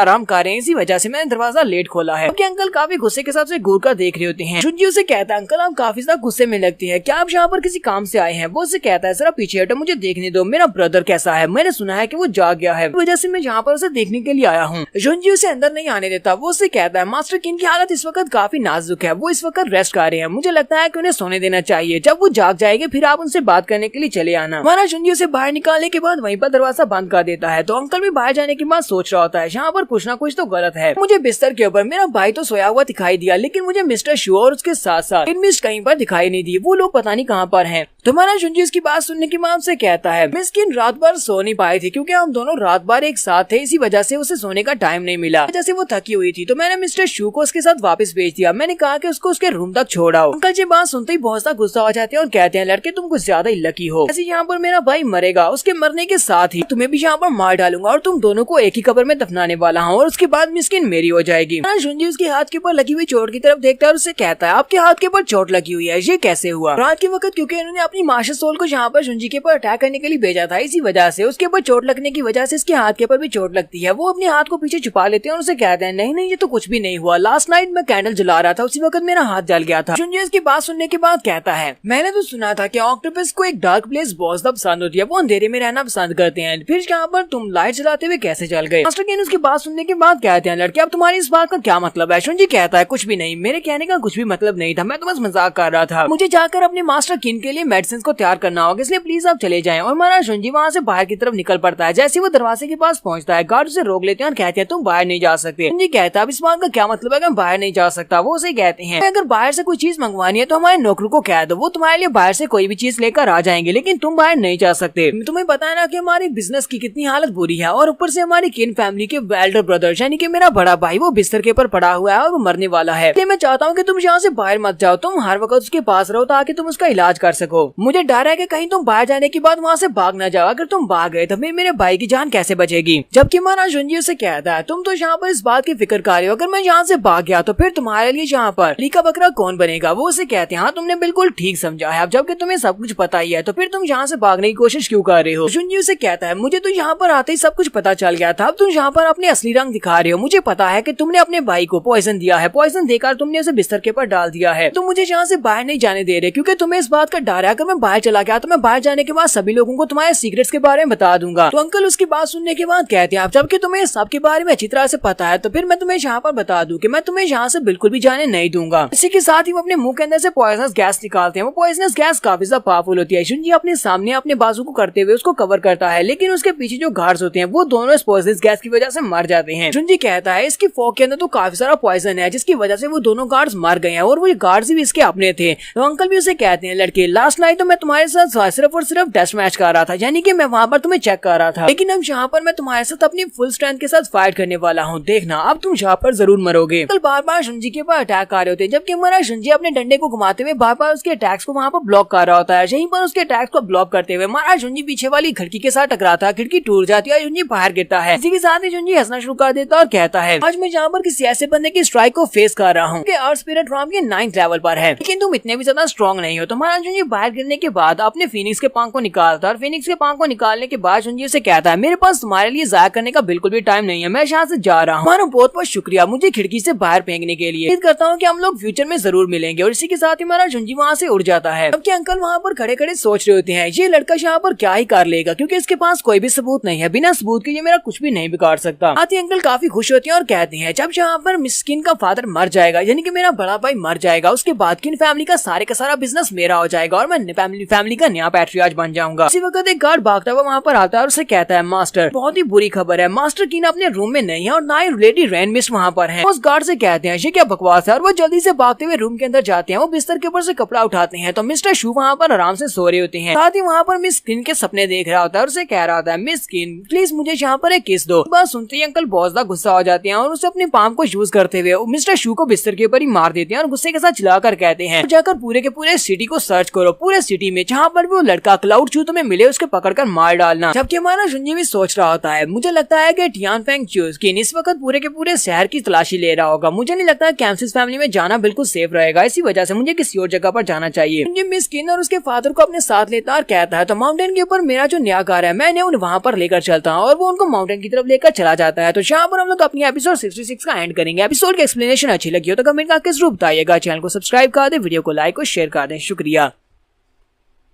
तो गाइस कैसे हैं आप सब लोग? स्वर्ड किंग के एपिसोड 67 के साथ हाजिर हो। तो लास्ट एपिसोड के एंड पे हमने देखा था हमारा जुंजी अंकल टियानफेंग किन से बचकर बाहर निकल आता है। वो अपने एक पंख के साथ उड़ता हुआ वापस अपने चू फैमिली के हाउस की तरफ जा रहा होता है जो कि उसे नया हाउस मिला है कैम्सिस फैमिली की तरफ से। पहाड़ी की तरफ उड़ता हुआ जा रहा था तो वहीं पर रास्ते में उड़ते उड़ते उसे महसूस होता है कि उसकी बॉडी के अंदर पॉइजन फैल रहा है। वो कहता है यहाँ पर हो क्या रहा है, लगता है कि मैंने इस पॉइजन को कुछ ज्यादा ही अंडर एस्टिमेट कर लिया। उसका जो पॉइजन था यानी कि उसका ऑक्टोपस वाला पॉइजन वो मेरी बॉडी के अंदर फैलता जा रहा है। जितना ज्यादा मैं जहाँ पर अपनी सोल पावर को यूज करूंगा उतना ज्यादा ये पॉइजन मेरी बॉडी के अंदर पेनिट्रेट करता जाएगा, इसलिए मुझे जल्दी से जल्दी यहाँ पर करना होगा। और जल्दी से जल्दी करना होगा मतलब मुझे जल्दी से जल्दी अपने घर में पहुंचना होगा। वहाँ पर काफी स्पीड से उड़ना स्टार्ट करता है, लेकिन थोड़ी देर के बाद वो वहाँ पर नीचे गिर जाता है। लेकिन शुक्र है कि वो माउंटेन के ऊपर पहुंच चुका है। वो अपने घर की छत को तोड़ता हुआ अंदर जाकर गिरता है। ऐसे वो अपनी छत को तोड़कर अंदर गिरता है, उसी वक्त मिस टीन और उसके डैड दोनों ही उसकी सोल बॉडी के अंदर से बाहर निकल आते हैं। जैसे वो बाहर निकलते हैं तो वो यहाँ पर उसकी केयर करने के लिए अब रेडी है, वो अब उसका ध्यान रख सकते हैं। उसके बाद हमारे जुंजी को होश आती है तो वो अपने बेडरूम के ऊपर होता है। वो कहता है शिप यहाँ पर हुआ क्या था, शुक्र है कि मैं ठीक हूँ, मिस कीन ने मेरा काफी ज्यादा ख्याल रखा है। लेकिन लगता है कि मेरी बॉडी के अंदर जो ब्लड एसेंस है, फीनिक्स का ब्लड एसेंस, उसके साथ साथ बीस्ट फायर, उन दोनों की वजह से मेरी बॉडी काफी तेजी के साथ रिकवर कर रही है। जुंजी कहता है हालांकि अभी मेरी बॉडी के अंदर उस ऑक्टोपस का पॉइजन है वो कम्प्लीटली खत्म नहीं हुआ, लेकिन मैं फिर भी यहाँ पर 70 to 80% तक अपनी पावर्स को यूज कर सकता हूँ। इसी वक्त दरवाजा खुलता है, मिस कीन अंदर आती है। मिस कीन उसे कहती है मुझे तो लगा था कि तुम अभी तक रेस्ट कर रहे होगे, लेकिन तुम तो उठकर बैठ गए हो। जुंजी उसे कहता है जब तुम्हें ये बात पता थी कि मैं यहाँ पर रेस्ट कर रहा हूँ तो फिर तुम यहाँ पर अंदर क्या करने के लिए आई हो। वो उसे कहती है मैं तो बस यहाँ पर देखने के लिए आई हूँ, क्योंकि मुझे तुम्हारी बहुत ज्यादा फिक्र हो रही थी, इसी वजह से मैं यहाँ पर आई हूँ। फिर साथ ही वो शर्माना शुरू कर देती है और उसे कहती है मिस्टर चू तुमने यहाँ पर मेरी और मेरे फादर की जान बचाई है, मैं बहुत ज्यादा ग्रेटफुल हूँ। आप मुझे बताओ कि मैं इस एहसान का बदला कैसे चुकाऊं। जुंजी उसे कहता है तुम्हें यहाँ पर सब कुछ कहने की जरूरत नहीं है, मुझसे हेल्प मांगी थी और मैंने यहाँ पर तुम्हारी हेल्प कर दी। अगर तुम्हें यहाँ पर इसका एहसान का बदला चुकाना है तो बदले में तुम भी किसी दिन मेरी मदद कर देना। उसे कहती है ठीक है मैं तुम्हारी मदद कर दूंगी, पूरी कोशिश करूंगी जहाँ पर भी तुम्हारी मदद हो सके मैं वहाँ पर तुम्हारी मदद करूंगी। जुंजी उसके पास से गुजरकर बाहर जाने लगता है, जबकि वो उसके कफ को पकड़ लेती है और कहती है जरा रुको तुम कहाँ पर जा रहे हो। साथ ही वो दोबारा से हमारे जुंजी के साथ लिपट जाती है और उसे कहती है मिस्टर चू आज आखिरी बार अगर तुम मुझ में इंटरेस्टेड हो तो फिर यहाँ पर दोबारा से वो सब कुछ करते हैं, अगर तुम चाहो तो हम लोग इसी वक्त यहीं पर कर सकते हैं। तुम्हारा जुंजी वहीं पर बहुत ज्यादा शर्माना शुरू कर देता है। ये दोनों अभी यहीं पर एक दूसरे के साथ लिपटे ही होते हैं कि उसी वक्त दरवाजा खुलता है। लोरेन अंदर आती है और कहती है ब्रदर एक बहुत ही बुरी खबर है। वो दरवाजा खोलती है तो वो दोनों एक दूसरे के पास से साइड पर हट जाते हैं, लेकिन उन दोनों के चेहरे वहाँ पर टमाटर की तरह लाल हो रहे होते हैं। तो जुंजी उसे कहता है लोरेन क्या हुआ, तुमने कहा कि बुरी खबर है, बताओ क्या बुरी खबर है। लोरेन उसे कहती है ली फैमिली का वो छोटा लड़का जिसका नाम हुलर ली है वो यहाँ पर बार बार तुम्हारा पूछने के लिए आता रहा है और आज भी यहाँ पर वो तुम्हारा पूछने के लिए आया था। तो मैंने कहा कि तुम फ्री नहीं हो, लेकिन वो मेरी बात मानता ही नहीं है, वो बार बार यहाँ पर चला आता है। जुंजी कहता है चलो छोड़ो उसे इग्नोर करो, दफा करो उसे। वो उसे कहती है मैंने तो उसे बका दिया था, लेकिन वो मेरे पास एक लेटर छोड़ गया, उसने कहा कि ये लेटर तुम्हारे लिए है। जुंजी कहता है दिखाओ जरा इस लेटर में क्या है। तो वो उस लेटर को ओपन करता है तो उसके ऊपर लिखा होता है कि आज शाम 5 बजे तुम्हें अंडरग्राउंड रिंग में आना होगा, वहाँ पर हम लोग एक दूसरे को चैलेंज करेंगे, ये चैलेंज लाइफ एंड डेथ का होगा। ये कहता है ये क्या, ये हुलरली कहीं पागल तो नहीं हो गया, ये मुझे लाइफ एंड डेथ अरीना में फाइट का चैलेंज कर रहा है, इससे पता भी है ये मुझे हरा नहीं सकता, फिर ये मुझे चैलेंज क्यों कर रहा है। स्किन उसे कहती है फैमिली में आपस में एक दूसरे स्टूडेंट्स के साथ फाइट करना यहाँ पर प्रोहिबिटेड है, तुम लोग आपस में लाइफ टू डेथ फाइट नहीं कर सकते, लेकिन अंडरग्राउंड रिंग जो है उसके रूल्स काफी ज्यादा अलग हैं, वहाँ पर तुम लोग एक दूसरे को चैलेंज कर सकते हो क्योंकि वो अंडरग्राउंड फाइट अरीना है। लेकिन तुम्हारी बॉडी के अंदर अभी भी पॉइजन के रेसिडुअल इफेक्ट्स हैं, इसलिए मैं नहीं तुम्हें रिकमेंड करूंगी कि तुम्हें जाकर उसके चैलेंज को एक्सेप्ट करना चाहिए, वो काफी खतरनाक हो सकता है। जुंजी कहता है तुम्हें परेशान होने की जरूरत नहीं है, हुलरली स्ट्रेंथ के मामले में बहुत ज्यादा कमजोर है। हालांकि वो स्ट्रेंथ के मामले में बहुत ज्यादा कमजोर है, लेकिन यहाँ पर उसने मुझे हिम्मत करके चैलेंज किया है, तो इसका मतलब ये है कि उसके पास कोई ना कोई बैकअप स्पोर्ट तो जरूर होगी। अगर उसके पास बैकअप स्पोर्ट नहीं होती तो फिर यहाँ पर मुझे वो चैलेंज नहीं करता। तो मुझे ये देखना है कि आखिर उसके चैलेंज करने के पीछे वजह क्या है। तो मुझे ज्यादा इंटरेस्ट उस बंदे में जो कि उसके पीछे है। तो नेक्स्ट सीन में रात के वक्त का दिखाया जाता है। 5 बजे हमारा जुंजी अपने ऊपर एक हुड पहनता है और अंडरग्राउंड अरीना में पहुंच जाता है। अंडरग्राउंड अरीना में पहुंचने के बाद वहाँ पर पहले से फाइट चल रही होती है, वो लोग वहाँ पर फाइट कर रहे होते हैं, जबकि बाकी के सभी लोग वहाँ पर उनके ऊपर बैटिंग कर रहे होते हैं और साथ ही वहाँ पर इस फाइट को एंजॉय कर रहे होते हैं। शुई कियान को भी दिखाते हैं। शुई कियान भी यहाँ पर अपने बॉयफ्रेंड के साथ आई होती है, उसे वहाँ पर आते ही गंदी स्मेल आती है। वो कहती है यहाँ पर से बहुत ही गंदी स्टेंच जा रही है, मैं यहाँ से बाहर जा रही हूँ, जबकि उसका बॉयफ्रेंड उसका हाथ पकड़ता है और कहता है रुको जरा तुम कहाँ पर जा रही हो, तुम्हें डर तो नहीं लग रहा। शुई कियान उसे कहती है नहीं मैं किसी से भी नहीं डरती। वो उसे कहता है तो फिर तुम्हें यहाँ पर स्मेल को बुरा महसूस करने की जरूरत नहीं है, ये तो यहाँ पर पसीने की स्मेल है। शुई कियान उसे कहती है लेकिन मुझे जो बिल्कुल ही पसंद नहीं आई, जबकि उसका बॉयफ्रेंड उसे कहता है जरा शांत रहो, आज मैं तुम्हें यहाँ पर स्पेशली कुछ दिखाने के लिए लेकर आया हूँ, जहाँ पर तुम्हें बहुत ज्यादा मजा आएगा, तो मुझे लगता है कि तुम इस फाइट को यहाँ पर मिस नहीं करना चाहोगी। उसके बाद वो फिर से उसे अपने साथ लेकर आगे की तरफ चलता है, लेकिन वहीं पर वो लोग बिछड़ जाते हैं क्योंकि वहाँ पर भीड़ बहुत ज्यादा होती है। तो हमारा जुंजी पीछे से निकलता है, उसके मुंह के ऊपर हाथ रखता है और शुई कियान को लेकर पीछे की तरफ खिसक जाता है कि उसका बॉयफ्रेंड पीछे की तरफ देखता है, कहता है शुई कियान तुम कहाँ पर हो, तुम मुझे कहीं पर दिखाई नहीं दे रही। तो जुंजी शुई कियान को पकड़ता है और पीछे एक गली में ले जाता है और वहाँ पर वो उसे लेकर खींच कर जा रहा होता है। तो शुई कियान उसे कोनी मारती है और कहती है कौन हो तुम, तुम्हारी हिम्मत कैसे हुई मुझे यहाँ पर किडनैप करने की। जुंजी अपने हुड को उतारता और कहता है शुई तुम्हें यहाँ पर नर्वस होने की जरूरत नहीं है, जबकि वो भी उसे देखती है और कहती है ये तो तुम हो, तुम अभी तक जिंदा हो। जुंजी उसे कहता है हाँ तुम अभी तक जिंदा हो तो फिर मैं भी अभी तक जिंदा हूँ, अगर तुम यहाँ पर आ सकती हो तो फिर मैं भी यहाँ पर पर आ सकता हूँ। शुइकियान उसे कहती है तो फिर ठीक है, यहाँ पर फाइट को एंजॉय करो, मुझे डिस्टर्ब मत करो, मैं जा रही हूँ। हमारा जुंजी उसे फिर से वहीं पर रोक लेता है और उसे कहता है रुको, तुम्हें इतनी जाने की जल्दी क्या है? क्या वो लड़का तुम्हारा बॉयफ्रेंड है? लाकर उसे कहती है नहीं, तुम्हारा इस सब से क्या ताल्लुक है? तुम मुझसे इस तरह के सवाल क्यों पूछ रहे हो? तुम्हें क्या हो गया है? तुम मुझे तंग क्यों कर रहे हो? हमारा जुंजी उसे कहता है तो बस यहाँ पर ये जानना चाहता हूँ कि उस दिन फॉरेस्ट में तुमने मुझे जो कुछ भी कहा था क्या वो सच था, और तुमने वहाँ पर मुझे किस भी किया था क्या वो सब कुछ सच था या नहीं? तो शुइकियान यहाँ पर उसे कहती है मैंने वहाँ पर तुमसे क्या कहा था? मुझे कुछ भी याद नहीं है। जुंजी उसे कहता है क्या वाकई में तुम्हें कुछ भी याद नहीं है? तुमने कहा था कि तुमने अपना माइंड चेंज कर लिया है। साथ ही तुमने ये भी कहा था कि मैं यहाँ पर सिर्फ और सिर्फ तुम्हारे हाथ से मर सकता हूँ और कोई भी मुझे मार नहीं सकता। तो शुइकियान उसे कहती है प्लीज मुझे माफ करना, लगता है कि तुमने मेरी बात को बहुत ज्यादा गलत समझ लिया, कभी भी इस तरह की घटिया बात तुमसे कर ही नहीं सकती। ये बात वाकई में सच है कि वहाँ पर मैंने तुम्हें किस किया था, लेकिन वो सिर्फ और सिर्फ एक नाटक था, क्योंकि मेरी मुंह के अंदर इस वक्त वो वर्म था जो कि मैंने तुम्हारी बॉडी के अंदर डालना था और मेरे पास और कोई भी रास्ता नहीं था उस वर्म को तुम्हारी बॉडी में डालने का। वहाँ पर ये सब कुछ मैंने किया था ताकि तुम अपनी सारी की सारी सोल पावर को खो दो, तुम फिर से वही लड़के बन जाओ, वही छोटे लड़के जो कि हमेशा मेरे ऑर्डर्स को फॉलो करते थे और मेरे सामने झुका करते थे। तो जुंजी इसकी बात सुनने के बाद से कहता है क्या तुम वाकई में मेरे बारे में इस तरह का महसूस करती हो? तो वो आगे से बिल्कुल खामोश हो जाती है। इसी वक्त उन्हें साइड के ऊपर से आवाज आती है, उसका बॉयफ्रेंड अभी भी उसे आवाजें दे रहा होता है और उनके काफी ज्यादा करीब पहुंच जाता है। शुइकियान उसे आवाज देती है और कहती है कजिन यहाँ पर आओ, मैं यहाँ पर हूँ। वो चिल्लाकर उसका नाम पुकारती है। उसी वक्त हमारा जुंजी उसे पकड़ता है और जबरदस्ती उसे किस कर देता है, जबकि शुइकियान वहाँ पर बहुत ज्यादा रेसिस्ट कर रही होती है। वो उसे पीछे की तरफ हटाने की कोशिश कर रही होती है। यहीं पर उसके बॉयफ्रेंड को भी दिखाते हैं जो कि उसे ढूंढने की कोशिश कर रहा होता है और कहता है मुझे अभी भी यहाँ पर शुई की आवाज आई थी लेकिन मुझे कहीं पर भी दिखाई नहीं दे रही कि वो वहीं पर पीछे होते हैं साइड के ऊपर, वो दोनों वहाँ पर लगे पड़े होते हैं। शुंजी यहाँ पर शुइकियान को जबरदस्ती किस कर रहा होता है जिसकी वजह से शुई काफी ज्यादा गुस्से में होती है। वो उसके होंठों के ऊपर बाइट कर लेती है और शुंजी का खून बहना शुरू हो जाता है। शुंजी उसे छोड़ता और कहता है बचपन में तुम बहुत ज्यादा एरोगेंट थी लेकिन अब तुम बिल्कुल भी वैसी नहीं रही, क्यों ना तुम इस बारे में दोबारा सोचो, मैं तो अभी तक बिल्कुल भी नहीं बदला, मैं अभी भी तुम्हें उसी तरह पसंद करता हूँ। यहाँ पर अगर कोई बदल गया है तो वाकई में तुम बदली हो। शुइकियान वहाँ पर काफी ज्यादा शर्मा भी रही होती है और साथ ही वो अंदर से काफी गुस्सा भी होती है। वो उसे कहती है क्लाउड चू प्लीज मुझे छोड़ो, मैं तुम्हें अपने हाथों से मार डालूंगी। शुंजी उसके आंसू पहुंचते हुए फिर से अपनी हुडी को ऊपर कर लेता है और उसे कहता है क्यों नहीं, अगर तुम मुझे मारना चाहती हो तो तुम जब तुम्हारा दिल करे तब आ जाना, लेकिन तुमने जंगल में मुझे किस किया था और मैंने यहाँ पर तुम्हें किस किया, हमारा हिसाब यहाँ पर बराबर हो गया, मैं यहाँ से जा रहा हूँ। और बड़ी स्पीड से वहाँ से भाग जाता है। नेक्स्ट सीन हमें चैलेंज रिंग का दिखाया जाता है। चैलेंज रिंग में जहाँ पर पहली फाइट खत्म होती है, पहली फाइट के खत्म होने के बाद हुलरली चैलेंज रिंग के ऊपर आता है और उसके हाथ में उसका मटका होता है जिसके अंदर वाइन होती है। वो उस पूरी की पूरी वाइन को गटक जाता है, फिर साथ ही मटके को तोड़ता है और कहता है और चू तुम कहाँ पर हो, तुम तो बहुत ज्यादा डरपोक निकले, मैंने तुम्हें चैलेंज किया था लेकिन तुम यहाँ पर नहीं पहुंचे, इसका मतलब यह है कि तुम बहुत बड़े डरपोक हो। ये सभी लोग कहते हैं इस लड़के को हुआ क्या है, कहीं ये यहाँ पर पागल तो नहीं हो गया, इसने कैम्पसिस फैमिली के कोड डिसाइपल को यहाँ पर लाइफ एंड डेथ के लिए चैलेंज किया है। इस चैलेंज रिंग में बहुत ही कम लोग ऐसे होते हैं जो कि चैलेंज करने के बाद सर्वाइव कर पाते हैं और ये लड़का इसने तो एक कोड डिसाइपल को चैलेंज कर दिया है। मुझे नहीं लगता कि इस लड़के के अंदर इतनी हिम्मत है कि वो उस क्लाउड चू का मुकाबला कर सके।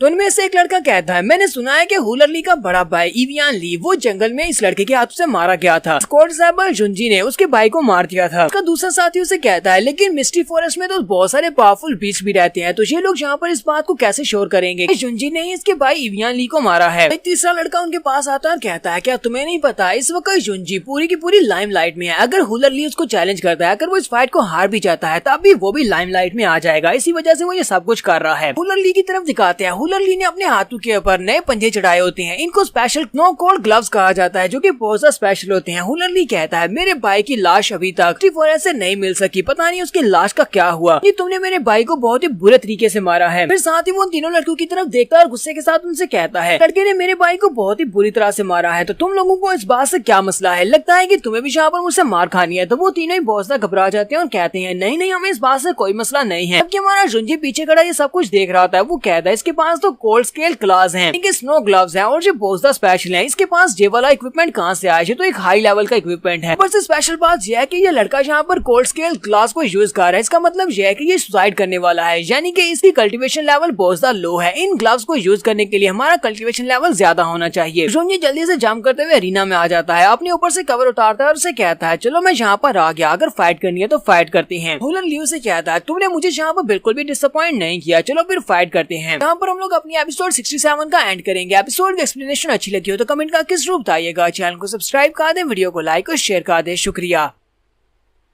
तो गाइस कैसे हैं आप सब लोग। स्वर्ड किंग के एपिसोड 68 के साथ हाजिर हो। तो लास्ट एपिसोड के एंड पे हमने देखा था कि मेरा जुंजी लाइफ एंड डेथ अरीना में जंप करके पहुंच जाता है और उसके सामने हुलर लियो होता है। हुलर लियो से कहता है तुमने मुझे बिल्कुल भी डिसअपॉइंट नहीं किया, चलो शुक्र है कि तुम यहाँ पर आ गए। तो जुंजी उसे कहता है तुमने यहाँ पर मुझे चैलेंज इसलिए किया है कि तुम जानना चाहते हो कि तुम्हारा भाई कैसे मरा था। चलो फिर ठीक है, मैं तुम्हें यहाँ पर बताता हूँ कि तुम्हारा भाई कैसे मरा है। जुंजी यहाँ पर उसे कहता है तुम्हारा बड़ा भाई इवियान ली वो मौत से भी ज्यादा डिजर्व करता था, तो उसके साथ बहुत ही अच्छा हुआ अगर वो वहाँ पर मर गया है, क्योंकि उसका कल्टीवेशन लेवल बहुत ज्यादा लो था, लेकिन फिर भी वो यहाँ पर शो ऑफ करना चाहता था। उसने मुझे चैलेंज किया जिसकी वजह से मैंने उसे रास्ते से हटा दिया। कैम्सिस फैमिली के नाम के ऊपर जो दाग था मैंने उसे हटा दिया और उसे मार दिया। मुझे लगता है कि यहाँ पर कैम्सिस फैमिली का डिसाइपल होने के नाते तुम्हें यहाँ पर मुझे थैंक यू कहना चाहिए कि मैंने कैम्सिस फैमिली से एक बहुत ही कमजोर और शो ऑफ करने वाले लड़के को हटा दिया है। तो ये बात सुनते ही हुलर ली बहुत ज्यादा गुस्सा हो जाता है और गाली देते हुए उसे कहता है अब तुम बिल्कुल भी नहीं बचोगे। उसने अपने दोनों हाथों के ऊपर कोल्ड स्केल क्लास बैरी होती है और उन्हीं क्लास के साथ वो उसके ऊपर अटैक करने के लिए आगे बढ़ता है। वो शुंजी पर अटैक करता है, जबकि हमारा शुंजी अपनी तलवार को निकालते हुए उसके क्लास के अटैक को वहाँ पर ब्लॉक करता है। तो यहीं पर इनकी रेफरी जो होती है वो एक लड़की होती है। वो कहती है मैंने अभी तक तुम लोगों की फाइट को स्टार्ट नहीं करवाया, तुम लोग यहाँ पर आपस में फाइट क्यों कर रहे हो। फिर साथ ही उन सभी से कहती है जहाँ पर मैं तुम लोगों की फाइट को ऑफिशियली डिक्लेयर कर रही हूँ। यहाँ पर दो लोगों के दरमियान में फाइट हो रही है। एक कैम्सिस फैमिली का कोड डिसाइपल है जिसका नाम जुंजी है और दूसरा हुलर ली है जिसके भाई को जुंजी ने मारा है। तो एक तरफ से जुंजी अपनी तलवार लेकर आगे बढ़ता है, दूसरी तरफ से हुलर ली अपने क्लास के साथ जुंजी की तलवार को पकड़ता है। जुंजी अपनी तलवार को आगे की तरफ धंसा रहा होता है, लेकिन हुलर ली जब अपने हाथ के साथ उसकी तलवार को पकड़ता है तो उसकी तलवार वहाँ पर करोड होना स्टार्ट हो जाती है, यानी कि वहाँ पर आइस में जम जाती है। और इसके साथ ही हुलर ली अपने दूसरे पंजे को आगे बढ़ाते हुए जुंजी पर अटैक करने लगता है। जुंजी जल्दी से जंप करते पीछे की तरफ बढ़ता है, अपने आप को बड़ी मुश्किल से बचाता है। वो कहता है ये यहाँ पर स्पेशल टेक्निक को यूज कर रहा है कि कोल्ड स्केल क्लास किसी भी चीज को फ्रीज कर सकती है। वो यहाँ पर मेरी मार्शल आर्ट से बनी हुई इस तलवार को भी फ्रीज कर सकती है। तो यहाँ पर वो इस टेक्निक को यूज कर रहा है, वो इसको फ्रीज करेगा और उसके पास को शैटर कर देगा। हमारा जुंजी कहता है इसके पास जो उसके क्लास है ये बहुत ज्यादा स्पेशल है। ये लड़का इसकी सिर्फ और सिर्फ 10% पावर को ही यूज कर पा रहा है क्योंकि इसका कल्टीवेशन लेवल ग्लो है। अगर कोई हाई कल्टीवेशन लेवल का बंदा इन ग्लव्स को पहनेगा तो उसकी पावर बहुत ज्यादा बढ़ जाएगी और मैं यहाँ पर इन ग्लव्स के खिलाफ फाइट नहीं कर पाऊंगा। हुलर ली हमारे जुंजी को अपने क्लास सिखाते हुए कहता है बस यहाँ पर इंतजार करो, बहुत ही जल्दी तुम मरने वाले हो। मेरे पास ये कोल्ड स्केल क्लास है, ये मैजिकल वेपन है। आज मैं इन्हीं कोल्ड स्केल क्लास को यूज करते हुए तुम्हारी जान लेने वाला हूँ। अगर तुम मुझे यहाँ पर अपने कोई आखिरी अल्फाज कहना चाहते हो तो कह सकते हो। जुंजी आगे से हल्का सा मुस्कुराता और कहता है नहीं, मुझे यहाँ पर तुम्हें कुछ भी नहीं कहना। हुलर ली उसे कहता तो फिर ठीक है, अब जल्दी से मरने के लिए तैयार हो जाओ। और फिर से अपने क्लास के साथ जुंजी के ऊपर अटैक करना स्टार्ट करता है। देखने वाले भी यहाँ पर काफी हैरान होते हैं और कहते हैं अब हमें समझ आ रही है कि जुंजी को हुलर ली ने चैलेंज क्यों किया है, क्योंकि उसके पास ये वाला स्पेशल मैजिक वेपन है। इस वेपन की मदद से हो सकता है कि वो कोड डिसाइपल के खिलाफ जीत जाए। वो सभी लोग अभी भी यहाँ पर बातें कर रहे होते हैं, जबकि जुंजी यहाँ पर बड़ी मुश्किल से अपने आप को उन कोल्ड स्केल क्लास से बचा रहा होता है। हुलर ली जुंजी को कहता है मेरे ये कोल्ड स्केल क्लास ये बहुत ज्यादा स्पेशल है, जो मैजिकल वेपन्स हैं इनको एक बहुत ही स्पेशल गोल्ड ड्रैगन के स्केल्स के साथ बनाया गया है जिसकी वजह से ये एक्सट्रीमली कोल्ड है और इसके साथ साथ ये बहुत ज्यादा हार्ड भी है। बार बार जुंजी की तलवार को अपने हाथ से पकड़ लेता है तो उसे कहता है मुझे लगता है कि तुम्हें यहाँ पर अपनी तलवार को यूज नहीं करना चाहिए क्योंकि तुम्हारी तलवार यहाँ पर बिल्कुल बेकार है। हमारा जुंजी से कहता है क्या तुम्हें वाकई में ऐसा लगता है। उसी के साथ ही हमारा जुंजी अपने मुंह के अंदर से अपने बीस्ट फायर को निकालता है और उसके ऊपर अटैक करता है जिसकी वजह से वो जल्दी से जंप करते हुए पीछे हटता है। नामसर लड़की कहती है यहाँ पर ये लड़का बीस्ट फायर को यूज कर रहा है। हुलर ली ने अपनी आइस कोल्ड स्केल्स को यहाँ पर यूज किया, लेकिन जुंजी भी यहाँ पर बीस्ट फायर को यूज कर रहा है जिसकी वजह से ये दोनों अब यहाँ पर एक दूसरे को टक्कर का मुकाबला दे रहे हैं। देखना यह है कि दोनों में से किसका वेपन ज्यादा बेहतर है। एक के पास कोल्ड स्केल क्लास है जबकि दूसरे के पास बीस्ट फायर है। हमारा जुंजी उसे कहता है तुम्हारे ये कोल्ड स्केल क्लास काफी ज्यादा बेहतर है, लेकिन जितना ज्यादा तुम इसकी पावर्स को एक्सर्ट करोगे उतना ज्यादा तुम अपनी सोल को अंदर से इरोड करोगे और बहुत ही जल्दी ये तुम्हें अंदर से कंज्यूम कर लेंगे और उसके बाद तुम्हारा कुछ भी नहीं बचेगा। हालांकि तुम्हारे क्लास यहाँ पर मेरी तलवार को कुछ देर के लिए रोक पा रहे हैं, लेकिन मुझे ये बताओ कि कितनी देर तक तुम अपने इन क्लास को यहाँ पर यूज कर पाओगे। हुलर जोर जोर से हंसना शुरू कर देता और कहता है बेवकूफ कहेंगे, तुम्हें क्या लगा था कि मुझे इस बारे में बिल्कुल भी नहीं पता होगा कि इन क्लास को पहनने से साइड इफेक्ट्स होते हैं। मैं यहाँ पर तुम्हें एक स्पेशल बात बताता हूँ। मैंने अभी भी यहाँ पर इस फाइट के स्टार्ट होने से पहले हाईजैंग स्पिरिट के एक पूरे कप को पिया था जिसके पीने की वजह से ये ठंडा पानी मेरी बॉडी को नुकसान नहीं पहुंचा सकता। मैं इसे जब तक चाहे इस्तेमाल कर सकता हूँ। फिर से हमारे जुंजी के ऊपर अटैक करने के लिए आगे बढ़ता है, लेकिन इस बार वो अपनी भी ज्यादा कोल्ड पावर को यूज कर रहा होता है। वो बहुत ज्यादा कोल्ड पावर को रिलीज करता है। वो बहुत ज्यादा कोल्ड पावर को रिलीज करता है तो आसपास जो बच्चे खड़े होते हैं इस मैच को देखने के लिए वो सभी लोग पीछे की तरफ हट जाते हैं और कहते हैं ये तो बहुत ज्यादा प्रेशर है। नाउसा लड़की भी कहती है लगता है कि हुलर ली यहाँ पर अपनी फुल स्ट्रेंथ को यूज करने वाला है। उसने तो यहाँ पर पूरी अरीना में ही एक स्नो स्टॉर्म ला दिया है। लगता है कि यहाँ पर जुंजी का अंत होने वाला है क्योंकि जुंजी इतने बड़े पावरफुल अटैक को ब्लॉक नहीं कर पाएगा। वो बड़ी स्पीड से जंप करते हुए जुंजी पर अटैक करने के लिए आगे बढ़ता है। वो लोग कहते हैं जुंजी यहाँ पर चुपचाप अपनी जगह के ऊपर खड़ा क्यों है, वो अपनी जगह से हिल क्यों नहीं रहा। लगता है कि उसे पता चल चुका है कि वो मरने वाला है, इसी वजह से वो रेजिस्ट नहीं कर रहा। क्योंकि हमारा जुंजी वहाँ पर गिनती गिन रहा होता है। जुंजी कहता है 3, 2-1। हुलरली उसके करीब पहुंचता है अपने पंच को जैसे उसके मुंह के ऊपर मारने लगता है। जुंजी वहीं पर 0 कहता है। जैसे वो 0 कहता है तो उसी के साथ ही हुलरली वहीं पर रुक जाता है और उसकी पूरी बॉडी वहाँ पर आइस में कवर हो जाती है। उसकी अपनी बॉडी फ्रीज हो जाती है। देखकर बाकी सभी लोग भी बहुत ज्यादा हैरान हो जाते हैं और कहते हैं यहाँ पर देखो तो सही, जुंजी इसी वजह से अपनी जगह के ऊपर से नहीं हिल रहा था। शायद उसे पहले से पता था कि इसके साइड इफेक्ट्स की वजह से, इस क्लास के साइड इफेक्ट्स की वजह से उस लड़की की अपनी बॉडी यहाँ पर फ्रीज हो जाएगी। जुंजी कहता है मैंने इस लड़के से कहा भी था कि यहाँ पर इसकी फुल पावर को रिलीज मत करे क्योंकि ये अपने आप को नुकसान पहुंचा लेगा, लेकिन ये लड़का मेरी सुन कहाँ रहा था। अनाउंसर लड़की कहती है अब जबकि फाइट यहाँ पर खत्म हो चुकी है, क्या हमारा जुंजी इसको फाइनल ब्लो देगा? क्योंकि इसको मरने के बाद ही ये दोनों अरीना से बाहर जा सकते हैं क्योंकि इस अरीना का रूल है एक मरेगा और दूसरा जिएगा। अब देखते हैं कि यहाँ पर जुंजी क्या करने वाला है। तुम्हारा जुंजी अपनी दोनों उंगलियों को सामने की तरफ करता है और उसकी चेस्ट के अंदर उसे पॉक करता है। जैसे वो वहाँ पर उंगलियों को पॉक करता है उसके ऊपर जितनी आइस होती है वो सारी टूट जाती है। आइस के टूटने के बाद हमारा जुंजी हुलर को नीचे गिरने से बचा लेता है और उसे वहाँ पर कैच करता है। जबकि अनाउंसर लड़की कहती है हमने ऐसा तो कहीं पर भी नहीं देखा। यहाँ पर जुंजी ने अपने ओपोनेंट को मारने की बजाय उसकी जान बचा ली है। ये एक life and death arena match है जहाँ पर एक दूसरे की जान लेनी पड़ती है, लेकिन इसने यहाँ पर दूसरे साथी की जान बचाई है। हुलरली भी जुंजी से कहता है तुमने ऐसा क्यों किया, तुमने मेरी जान क्यों बचाई? हमारा जुंजी से कहता है क्या तुम अभी तक इस बात को समझे नहीं हो कि तुम्हें यहाँ पर इस्तेमाल किया गया है? तुम्हें फायर जैंग स्पिरिट दी गई थी पीने के लिए। मैं तुम्हें बता दूं फायर जैंग स्पिरिट तुम्हारी बॉडी के अंदर इसके साइड इफेक्ट्स को कम नहीं करती। किसी ने तुम्हें यहाँ पर बेवकूफ बनाया है। कोई तुम्हें उस क्लास को यूज करवाते हुए तुम्हारे हाथों से मुझे मरवाना चाहता था। मुझे लगता है कि जिस बंदे ने तुम्हें वो क्लास दी है, मुझे लगता है कि उसने तुम्हें इस बारे में बिल्कुल भी नहीं बताया होगा कि इसके कितने ज्यादा घातक साइड इफेक्ट्स हो सकते हैं। हुलरली उसे कहता है मुझे इस बात से फर्क नहीं पड़ता कि इसके क्या साइड इफेक्ट्स हैं, क्योंकि तुमने मेरे भाई की जान ली है तो तुम्हारी जान लेने के लिए अगर मैं अपनी जान भी सैक्रिफाइस कर दूं तो मुझे कोई फर्क नहीं पड़ता। मैं अपने भाई की मौत का बदला लेकर रहूंगा। जुंजी उसे कहता है बेवकूफ कहेंगे, मैंने वापस आने के बाद सभी को बताया था कि इविया ली को मैंने नहीं मारा। क्या तुम अभी भी इस बात पर यकीन करते हो कि मैंने उसे मारा है? बल्कि उसे हुडी जाओ ने मारा है क्योंकि ड्रीम फैमिली का एक स्टूडेंट है। हमारा जुंजी उसे कहता है लेकिन अगर अभी भी तुम्हें मेरी बात के ऊपर यकीन नहीं है, मैंने अभी भी तुम्हारी बॉडी के अंदर अपनी स्पिरिट एनर्जी को ट्रांसफर किया है। तुम उस स्पिरिट एनर्जी को यूज करते हुए अपने स्पिरिट कोल्ड क्लास को दोबारा यूज कर सकते हो। जल्दी से उन्हें रीएक्टिवेट करो और मेरे पर अटैक करो। हुलरली उसकी बात सुनने के बाद उन कोल्ड क्लास को दोबारा से एक्टिवेट करता है और हमारे जुंजी के ऊपर अटैक करने लगता है, लेकिन उसके चेहरे के करीब लाकर वो अपने क्लास को रोक देता है और वहीं पर रोना शुरू कर देता है। वहीं पर रोते हुए कहता है प्लीज ब्रदर मुझे माफ कर देना, तो यहाँ पर तुम्हारा बदला भी नहीं ले सकता। हमारा जुंजी उठकर खड़ा हो जाता है और उसे कहता है जबकि तुम्हें पता चल गया है कि मेरा तुम्हारे साथ कोई भी झगड़ा नहीं है, दोबारा मुझे तंग करने के लिए मेरे पीछे मत आना। हुलरली उसे कहता है क्लाउड चूजर रुको, तुमसे कोई बात करनी है। तुमने यहाँ पर मेरी मदद की, मुझे ये बताकर तुमने मेरे भाई को नहीं मारा बल्कि किसी और ने मारा है, तो मैं भी यहाँ पर तुम्हें कोई अच्छी चीज बताना चाहता हूँ। तुमने मेरी जान बचाई है तो मैं यहाँ पर तुम्हारी जान बचाने के लिए तुम्हें कुछ कहना चाहता हूँ। कुछ ऐसे बंदों के साथ पंगा ले लिया है जिनके साथ पंगा नहीं लेना चाहिए था। मैं यहाँ पर बहुत ज्यादा एहतियात करना होगी वरना किसी वक्त भी तुम मारे जा सकते हो। जुंजी से कहता है मुझे बस इतना बताओ कि तुम्हें ये कोल्ड स्केल क्लास किसने दिए हैं। हुलरली से कहता है तुम उनका नाम जानकर क्या करोगे क्योंकि तुम उनको ऑफेंड नहीं कर सकते। वो लोग इस वक्त पूरी डायनेस्टी को कंट्रोल कर रहे हैं। मुझे लगता है कि तुम्हें इस बारे में किसी से भी नहीं पूछना चाहिए। जुंजी से कहता है छोड़ो इस बात को, मुझे ये बताओ कि तुम्हें ये क्लास किसने दिए हैं। हुलरली वहाँ पर थोड़ी देर के लिए हिचकिचाता है, फिर साथ ही वो उसे बताने लगता है। जैसे वो वहाँ पर गू कहता है इसी के साथ उसके ऊपर कट लगता है और उसकी बॉडी के काफी ज्यादा ब्लड निकलता है और वहीं पर गिरकर वो मर जाता है। सभी लोग हैरान होते हैं कि अब हुलरली के ऊपर किसने अटैक किया, हुलरली को किसने मार दिया है। लोग साइड के ऊपर देखते हैं तो वहाँ पर एल्डर जाओ होते हैं। कैम्सिस फैमिली के एक एल्डर है लेकिन उन्हें फैमिली से निकाल दिया गया है। वो अपना वेपन लेकर अरीना में उतर आते हैं तो अनाउंसर लड़की कहती है जो तो कैम्सिस फैमिली के एल्डर जाओ हैं, तो लगता है ये यहाँ पर नए चैलेंजर हैं। एल्डर जाओ अरीना में आते हैं और जुंजी से कहते हैं क्या तुम्हें यहाँ के रूल्स के बारे में नहीं पता कि 2 फाइटर्स में से एक को मरना होता है, दूसरा यहाँ से जिंदा बाहर जा सकता है। यहाँ पर हुलरली हार चुका था तो मैंने उसको मार दिया क्योंकि तुमने उसे मारा नहीं। रूल्स के मुताबिक मैंने उसकी जान लेकर कुछ भी गलत नहीं किया। अब यहाँ पर मैं तुम्हें चैलेंज करता हूँ तो अब तुम्हें मुझसे फाइट करना होगी। तुम्हारा जुंजी से कहता है मुझे तो ऐसा बिल्कुल भी नहीं लगता कि तुमने यहाँ पर किसी रूल को फॉलो करते हुए इस लड़के की जान ली है। मुझे तो लगता है कि तुमने यहाँ पर इसलिए इसकी जान ली है कि वो यहाँ पर किसी का नाम लेने वाला था और तुमने उस सीक्रेट को छुपाने के लिए इस लड़के की जान ले ली। फिर जाओ आगे से हंसना शुरू कर देते हैं और कहते हैं यहाँ पर ज्यादा होशियार बनने की जरूरत नहीं है, हालांकि सच्चाई का तुम्हें पहले से ही पता है। अगर इस हुलरली ने तुम्हें यहाँ पर किसी सीक्रेट के बारे में बता भी दिया है तो फिर भी इस बात से फर्क नहीं पड़ता क्योंकि वो सीक्रेट आज ही तुम्हारे साथ यहाँ पर दफनाया जाएगा क्योंकि तुम भी यहाँ पर मरने वाले हो। तो अपनी तलवार को घुमाते हुए हमारे जुंजी के ऊपर स्लैश लगाते हैं। जुंजी भी अपनी तलवार को निकालकर उसके अटैक को वहाँ पर अवॉइड करता है, उसको ब्लॉक करता है। फिर साथ ही वो आगे बढ़ता है, एल्डर जाओ की तलवार के साथ अपनी तलवार को टकराता है। अनाउंसर लड़की कहती है तो इन लोगों ने पहले यहाँ पर बात की लेकिन बात से काम नहीं चला, इसी वजह से अब ये यहाँ पर अपने हथियारों को यूज कर रहे हैं। दोनों यहाँ पर बहुत ही टफ फाइट करने वाले हैं। जुंजी तो वाकई में कोल्ड साइपर होने के लायक है। ये यहाँ पर एक एल्डर के साथ फाइट कर रहा है जो कि अर्थ स्पिरिट फॉर्म की एक एक्सपर्ट है। लगता है कि यहाँ पर एल्डर जाओ को इस लड़के के खिलाफ कोई भी एडवांटेज नहीं मिल रहा और इस लड़के की तलवारबाजी एल्डर जाओ की तलवारबाजी से काफी ज्यादा बेहतर लग रही है। क्या एल्डर जाओ भी हमारे जुंजी की तरफ देखकर सोच रहे होते हैं, लड़के मैंने तुम्हें कुछ ज्यादा ही अंडर एस्टिमेट कर लिया, तुम तो काफी ज्यादा स्ट्रॉन्ग हो। के साथ ही वो वहाँ पर अपनी मार्शल स्पिरिट को भी यूज कर देते हैं। एक तरफ से वो अपनी तलवार के साथ जुंजी को ब्लॉक कर रहे होते हैं, फिर साथ ही वो अपनी मार्शल स्पिरिट को रिलीज करते हैं जो कि मेंटस होती है। अपनी बड़ी सी मेंटस की टांग के साथ जुंजी के कंधे के ऊपर अटैक करते हैं, साथ ही उसे किक मारते हुए पीछे की तरफ गिरा देते हैं और कहते हैं तुम्हें क्या लगा था कि तुम यहाँ पर मुझे हरा सकते हो। जुंजी उड़ता हुआ पीछे जाकर रीना की रस्सी के साथ टकराता है और काफी जख्मी होता है। उसकी हालत काफी खराब हो चुकी है, जबकि उसी वक्त सामने से और भी ज्यादा स्लैशेस आ रही होती हैं। यहाँ पर हम लोग अपनी एपिसोड 68 का एंड करेंगे।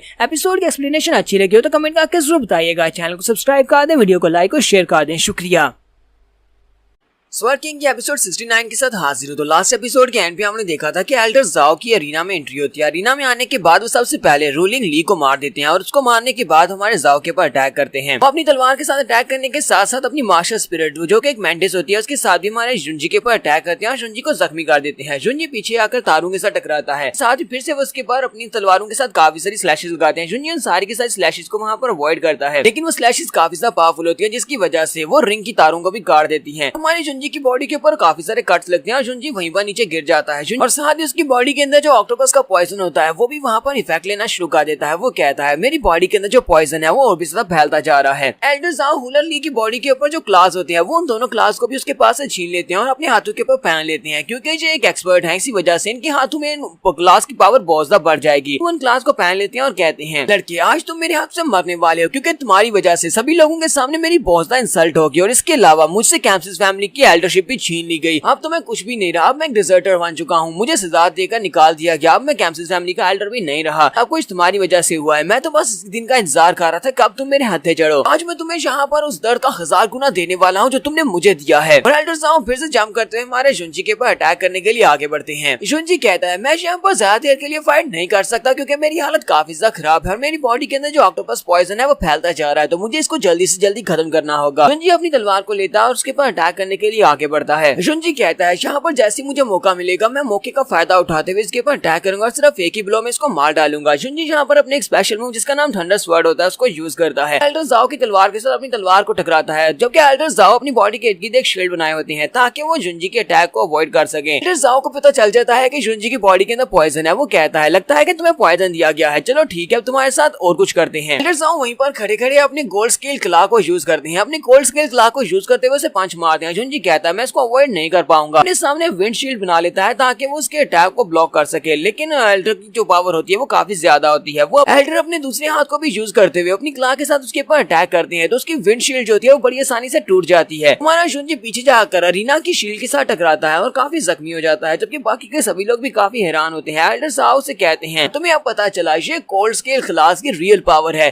तो इसकी सिर्फ 10% पावर को यूज कर पा रहा था, लेकिन मैं यहाँ पर इसकी फुल पावर को यूज कर सकता हूँ। ये इस वक्त 10 गुना ज्यादा पावरफुल है। लड़की कहती है जुंजी एक ही मूव के साथ ग्राउंड के ऊपर गिर चुका है, लगता नहीं है कि वो दोबारा उठ पाएगा। जुंजी फिर से उठने की कोशिश कर रहा था और साथ ही वो कहता है यहाँ पर रुक क्या रहा है, मैं यहाँ पर इस तरह मर नहीं सकता, इस बंदे से हारना नहीं है। वो अपने हाथ को सामने की तरफ करता है और अपनी तलवार को अपनी तरफ बुलाता है, लेकिन उसी वक्त एल्डर जाओ आगे बढ़ते हैं, जाकर उसके हाथ के ऊपर अपना पाँव रखकर उसको मसलना शुरू करते हैं। फिर साथ ही वो अपनी मार्शल स्पिरिट को एक्टिवेट करते हुए जुंजी के ऊपर बहुत सारे वार करते हैं, जिससे वो और भी ज्यादा जख्मी हो जाता है। एल्डर जाओ जुंजी को बालू से पकड़ते हैं और खींचते हुए कहते हैं इस बात को मान क्यों नहीं लेते कि तुम यहाँ पर अपनी करंट कंडीशन में मुझसे नहीं जीत सकते, तुम इस मैच को हार चुके हो। साथ ही वो अपनी क्ला वाले हाथ को यूज करते हुए अपने हाथ को उसके पेट के अंदर दंसा देते हैं और कहते हैं चलो फिर देखते हैं कि अब तुम और क्या कर सकते हो, मैं तुम्हारे स्पिरिचुअल सी को यहाँ पर डिस्टर्ब कर देता हूँ। तो हाथ उसके पेट के अंदर दंस जाता है जहाँ पर उसकी स्पिरिचुअल बीड होती है। कहता है इसने तो मेरे स्पिरिचुअल सी को ही पंक्चर कर दिया, अब यहाँ पर क्या आने वाला है। जुंजी की हालत और भी ज्यादा खराब हो जाती है और जुंजी बेचारा वहीं पर बेहोश होने लगता है और कहता है स्पिरिचुअल सी को इसने डिस्ट्रॉय कर दिया और मैं यहाँ पर अब बीस्ट फायर को और ज्यादा कंट्रोल नहीं कर पाऊंगा। इसी के साथ ही हमारा जुंजी यहाँ पर बेहोश हो जाता है। जैसे वो बेहोश हो जाता है एल्डर जाओ से वहीं पर फेंक देते हैं और कहते हैं तो लगा था कि गोल्ड सैपल इससे ज्यादा कर सकता है, लेकिन तुम तो बहुत ज्यादा बेकार निकले, चलो फिर ठीक है अब यहाँ पर इस सबको खत्म करने का वक्त आ चुका है। वो अपनी तलवार निकालते हैं और कहते हैं अब तुम्हें मरना होगा और अपनी तलवार उसके ऊपर चलाते हैं। जैसे वो अपनी तलवार के साथ उसके ऊपर अटैक करते हैं, हमारा जुंजी उसकी तलवार को पकड़ लेता है। उसकी तलवार को पकड़ने के साथ ही वहाँ पर बीस्ट फायर निकलती है और जुंजी वहाँ पर अनकॉन्शियसनेस माइंड के साथ ही उठकर खड़ा हो जाता है। एल्डर ज़ाओ इस बात से बहुत ज्यादा हैरान होते हैं और कहते हैं यहाँ पर हो क्या रहा है, ये अचानक से उठकर खड़ा कैसे हो गया, मेरी तलवार को कैसे पकड़ लिया, इसे देखकर तो लग रहा है जैसे कि ये बेहोश है। जुंजी ने अपने एक ही हाथ के साथ उसकी तलवार को पकड़ा होता है, वो मुट्ठी को बंद करता है तो एल्डर ज़ाओ की तलवार टुकड़े टुकड़े हो जाती है ना। उससे लड़की कहती है क्या सभी लोगों ने देखा यहाँ पर उस लड़के ने सिर्फ बेयर हैंड्स के साथ उसकी तलवार को तोड़ दिया। ये लड़का यहाँ पर कम्प्लीटली चेंज हो चुका है, हालांकि वो बिल्कुल बेहोश दिखाई दे रहा है लेकिन फिर भी वो यहाँ पर खड़ा हो चुका है और एल्डर ज़ाओ का मुकाबला करने के लिए तैयार है। एल्डर ज़ाओ भी घबरा जाते हैं और कहते हैं इस वक्त इसकी सांस मुझे इस तरह महसूस हो रही है जैसे कि ये पुराने वाला जुंजी नहीं बल्कि ये कोई नया बंदा है। जुंजी आगे से बिल्कुल खामोश होता है, उसकी बॉडी के अंदर से किंग गोरा निकल रहा होता है। एल्डर ज़ाओ कहते हैं अब तुम यहाँ पर क्या चाहते हो और साथ ही वो उसके ऊपर अटैक करने के लिए आगे बढ़ते हैं और कहते हैं चाहे कुछ भी हो जाए तुम यहाँ पर मरने वाले हो। जुंजी के ऊपर अटैक करके आगे गुजरते हैं तो जुंजी जंप करते हुए पीछे की तरफ हट जाता है, वो पीछे की तरफ हटता है तो एल्डर ज़ाओ पीछे की तरफ घूमते हैं और अपनी तलवार को यूज करते हुए उसके ऊपर काफी सारे स्लैशेस लगाते हैं। अब वो उसके ऊपर स्लैशेस लगा ले होते हैं तो हमारा जुंजी उनमें से एक स्लैश को अपने हाथ में पकड़ लेता है, फिर साथ ही उसकी स्लैश को पकड़ने के बाद उसी की स्लैश के साथ उसके ऊपर अटैक करने के लिए आगे बढ़ता है। यहाँ पर जुंजी बिल्कुल डेविल वाली स्माइल दे रहा होता है, वो बिल्कुल एक अलग बंदा बन चुका है। वो उसके ऊपर अटैक करने के लिए आगे बढ़ता है तो एल्डर ज़ाओ अपनी मेंटिस वाली स्किल को एक्टिवेट करते हैं, यानी अपनी मास्टर स्पिरिट को एक्टिवेट करते हैं, लेकिन जुंजी अपनी तलवार के साथ उसकी बॉडी के ऊपर कट लगाने के बाद आगे गुजर जाता है और उसकी मेंटिस वाली जो मास्टर स्पिरिट होती है उसको भी कट कर देता है। एल्डर ज़ाओ इस बात से बहुत ज्यादा हैरान होते हैं क्योंकि उनकी बॉडी के ऊपर जगह जगह के ऊपर कट लगते हैं सिर्फ एक ही मूव में। जुंजी ने उसको मार दिया है। एल्डर ज़ाओ कहते हैं ऐसा कैसे हो सकता है, इसने सिर्फ एक ही मूव में मेरी मास्टर स्पिरिट को चिपेट कर दिया, लेकिन ऐसा कैसे हो सकता है, मैं एक एल्डर हूँ जबकि ये एक स्टूडेंट है।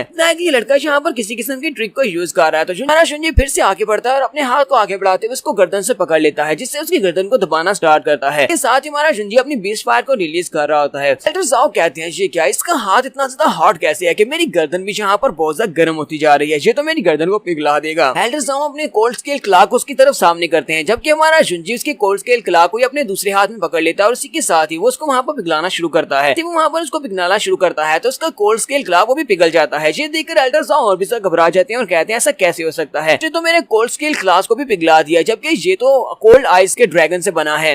लड़की कहती है तो यहाँ पर जुंजी ने बहुत अच्छा कमबैक किया है, अब देखो यहाँ पर क्या होने वाला है, देखते हैं क्या यहाँ पर पासा पलटने वाला है या नहीं। लगता है कि जुंजी बहुत ही आसानी के साथ एल्डर ज़ाओ को हरा देगा। जुंजी यहाँ पर डेविल वाली स्माइल देते हुए कहता है एल्डर ज़ाओ तो ठीक है अब यहाँ पर तुम्हारी इस बेकार जिंदगी का अंत करते हैं और इसी के साथ ही वो अपनी बीस्ट फायर को एक्टिवेट करता है। जैसे वो बीस्ट फायर को एक्टिवेट करता है तो वो मास्टर ज़ाओ को वहीं पर जलाकर हाक कर देता है। बाकी के सभी लोग भी देखकर बहुत ज्यादा हैरान होते हैं। बीस्ट फायर बहुत ज्यादा पावरफुल होती है और आसपास फैल रही होती है जबकि वो सभी लोग कहते हैं ये तो बीस्ट फायर है। नहीं पता था कि इस लड़की के पास बीस्ट फायर भी है। सभी लोग वहाँ से डरकर भागना शुरू कर देते हैं। सभी लोग कहते हैं ये लड़का तो बिल्कुल पागल है, इसने एल्डर ज़ाओ को यहाँ पर जलाकर मार दिया, ये तरीका तो बहुत ज्यादा ब्रूटल है, लोगों को यहाँ से भागना चाहिए। जुंजी उन सभी की तरफ देखता और कहता है तुम सभी लोग यहाँ पर मेरी फायर को एंजॉय कर रहे थे, तुम सभी लोग यहाँ पर मुझे मरता हुआ देखना चाहते थे, क्यों ना तुम सभी लोगों को भी यहाँ पर अपनी फायर का थोड़ा सा मजा चुकाया जाए। हमारा जुंजी वहाँ पर अपनी फायर को रिलीज करता है। जैसे वो अपनी फायर को रिलीज करता है तो वो अरीना की शील्ड को तोड़ देती है। तो लड़की चलाकर उन सभी लोगों से कहती है तुम सभी को जल्दी से यहाँ से भागना होगा, हमारी अरीना की शील्ड इसको ज्यादा देर तक रोक नहीं पाएगी, अगर बचना चाहती हो तो जल्दी से यहाँ से भागो। सभी लोग वहाँ से भागना स्टार्ट करते हैं। यहीं पर इन सभी के बीच में शुई कियान भी होती है। शुई कियान हमारे जुंजी की तरफ देखती है और कहती है ऐसा कैसे हो सकता है, इस लड़की को हुआ क्या। आगे बढ़ती है और हमारे जुंजी को आवाज दे रही होती है लेकिन हमारा जुंजी इसकी बात नहीं सुन रहा था। उसका बॉयफ्रेंड जल्दी से आता है और उसे कहता है चलो हमें यहाँ से निकलना होगा। और चुप पागल हो चुका है, तुम उसे बिल्कुल भी नहीं रोक सकती, अगर तुम यहाँ पर रुकी तो वो तुम्हें भी जलाकर मार डालेगा। और वो उसे लेकर वहाँ से निकल जाती है जबकि हमारा जुंजी वहाँ पर अपनी फायर को रिलीज करता है। उसकी फायर के साथ वहाँ पर काफी सारे लोग मारे जाते हैं। एक सीन में काफी देर के बाद का दिखाया जाता है, बारिश होती है जिसकी वजह से वहाँ पर सारी आग बुझ जाती है। यहाँ पर काफी सारे ऑफिसर्स और इन्वेस्टिगेटर्स आकर पहुंचे होते हैं और ये सभी लोग आकर फायर को बुझाने के बाद मलबे के नीचे से लाशों को निकाल रहे होते हैं और कहते हैं सुना के यहाँ पर कुछ बहुत ही बुरा हुआ है, ट्रेन के ऊपर लास्ट नाइट धमाका हुआ था। वैसे कहता है लास्ट नाइट मैं भी यहाँ पर इस पहाड़ पर मजबूत था, अगर मैं यहाँ पर तेजी से नहीं भागता तो मेरे साथ भी वही होता जो बाकी के सभी लाशों के साथ हुआ है। वहाँ के तकरीबन 100 के करीब लोग यहाँ पर जलकर मारे गए हैं। लगता है कि यहाँ पर किसी एम्परर लेवल के बंदे ने अपनी पावर्स को रिलीज किया है। उसे कहता है नहीं, अगर कोई एम्परर लेवल का बंदा यहाँ पर होता तो वो पूरे के पूरे इंपीरियल सिटी को ही डिस्ट्रॉय कर देता। एक सीन में कंफाइनमेंट एरिया का दिखाया जाता है जहाँ पर हमारे जुंजी को जंजीरों में बांध कर लटकाया गया होता है। जुंजी अपनी आंखें खोलता है तो वो अपनी होश में आता है क्योंकि अब वो अपने रियल सेल्फ में है। सामने की तरफ देखता है तो उसके सामने एल्डर टाई बैठे होते हैं। एल्डर टाई होते कहते हैं कमीने कहीं के, फाइनली तुम्हें होश आ ही गई। जुंजी उसे कहता है एल्डर टाई आप यहाँ पर क्या कर रहे हो, मैं कौन सी जगह पर हूँ। एल्डर टाई उसे कहते हैं तो इसका मतलब तुम अभी मुझे पहचानते हो, ये तो बड़ी हैरानी की बात है। ये हमारी कैंपस फैमिली का कैपिटल पनिशमेंट रूम है जहाँ पर हम सभी कैदियों को सजा देते हैं, उन सभी स्टूडेंट्स स्टूडेंट्स को जो कि कुछ बुरा काम करते हैं। मुझे याद है कि लास्ट नाइट तुमने क्या किया है। तो जुंजी एल्डर टाई को कहता है लास्ट नाइट मुझे इतना याद है कि हुलर ली ने मुझे चैलेंज किया था। उसके चैलेंज को एक्सेप्ट करने के बाद मैं अंडरग्राउंड रिंग में उसका मुकाबला करने के लिए गया था, लेकिन वहाँ पर एल्डर जाओ आ गए थे। उन्होंने हुलर ली को मार दिया, फिर मुझे चैलेंज किया, उनके साथ फाइट कर रहा था। उसके बाद मुझे कुछ भी याद नहीं है। एल्डर टाई से कहते हैं लगता है कि तुम भूल गए हो। चलो फिर ठीक है, मैं तुम्हें यहाँ पर याद दिलाता हूँ। हमारी इन्फोर्समेंट डिपार्टमेंट के लोग तुम्हारी प्राइवेट डूल का सुनने के बाद वहाँ पर गए थे अंडरग्राउंड एरिना में। लेकिन जैसे वो लोग वहाँ पर पहुंचे, वहाँ पर लाशों का एक ढेर लगा हुआ था और उन सारी लाशों के ढेर के बीच में तुम खड़े थे। एरिना के 100 किलोमीटर के इर्द गिर्द एरिया जितना भी था वो सारे का सारा एरिया जलकर खाक हो चुका था और वहाँ पर जितने भी लोग थे वो सभी लोग मर चुके थे। हालांकि मैं भी वहाँ पर पहुंचने के बाद तुम्हें रोक नहीं पाया था। तुम्हारी बॉडी के अंदर से इतनी ज्यादा जबरदस्त पावर रिलीज हो रही थी। बहुत अच्छी बात है कि तुम्हारी पावर्स खुद ही खत्म हो गई। तुम्हारी स्पिरिचुअल एनर्जी का जाया होने की वजह से तुम खुद ही वहाँ पर बेहोश होकर गिर गए। उसके बाद हम लोग तुम्हें उठाकर यहाँ पर ले आए हैं। हमारा शुंजी उसे कहता है मैं वहाँ पर हुलर ली की कॉल पर गया था उसे फाइट करने के लिए और वहाँ पर एल्डर जाओ आ गया। एल्डर जाओ के साथ मेरी फाइट हुई। मुझे पता है कि मैंने यहाँ पर कुछ गलत किया है या फिर ऐसा समझ ले मुझसे गलत हो गया है। मैंने बहुत सारे निर्दोष लोगों की जान ली है, इसी वजह से मैं चाहता हूँ कि आप मुझे सजा दें। तो मास्टरों से कहते हैं चलो फिर ठीक है, शुक्र है कि तुमने अपने गुनाह को माना तो सही, तुमने अपने गलती को मान लिया है, तो मैं यहाँ पर तुम्हें सजा देने वाला हूँ। तो हमारी कैंपस फैमिली के रूल्स के मुताबिक तुमने यहाँ पर 100 से भी ज्यादा लोगों की जान ली है। इस वजह से तुम्हारे क्राइम्स को मद्देनजर रखते हुए यहाँ पर तुम्हें 30 साल की कन्फाइनमेंट की सजा दी जाती है। तुम्हें 30 साल के लिए क्लिफ के ऊपर बंद किया जाएगा। यहाँ पर तुम अपनी गलतियों का पश्चाताप करोगे और उसके बाद 30 साल के बाद तुम्हें आजाद कर दिया जाएगा। तो यहाँ पर हम लोग अपनी एपिसोड 69 का एंड करेंगे। एपिसोड की एक्सप्लेनेशन अच्छी लगी हो तो कमेंट करके जरूर बताइएगा। चैनल को सब्सक्राइब कर दे, वीडियो को लाइक और शेयर कर दे। शुक्रिया।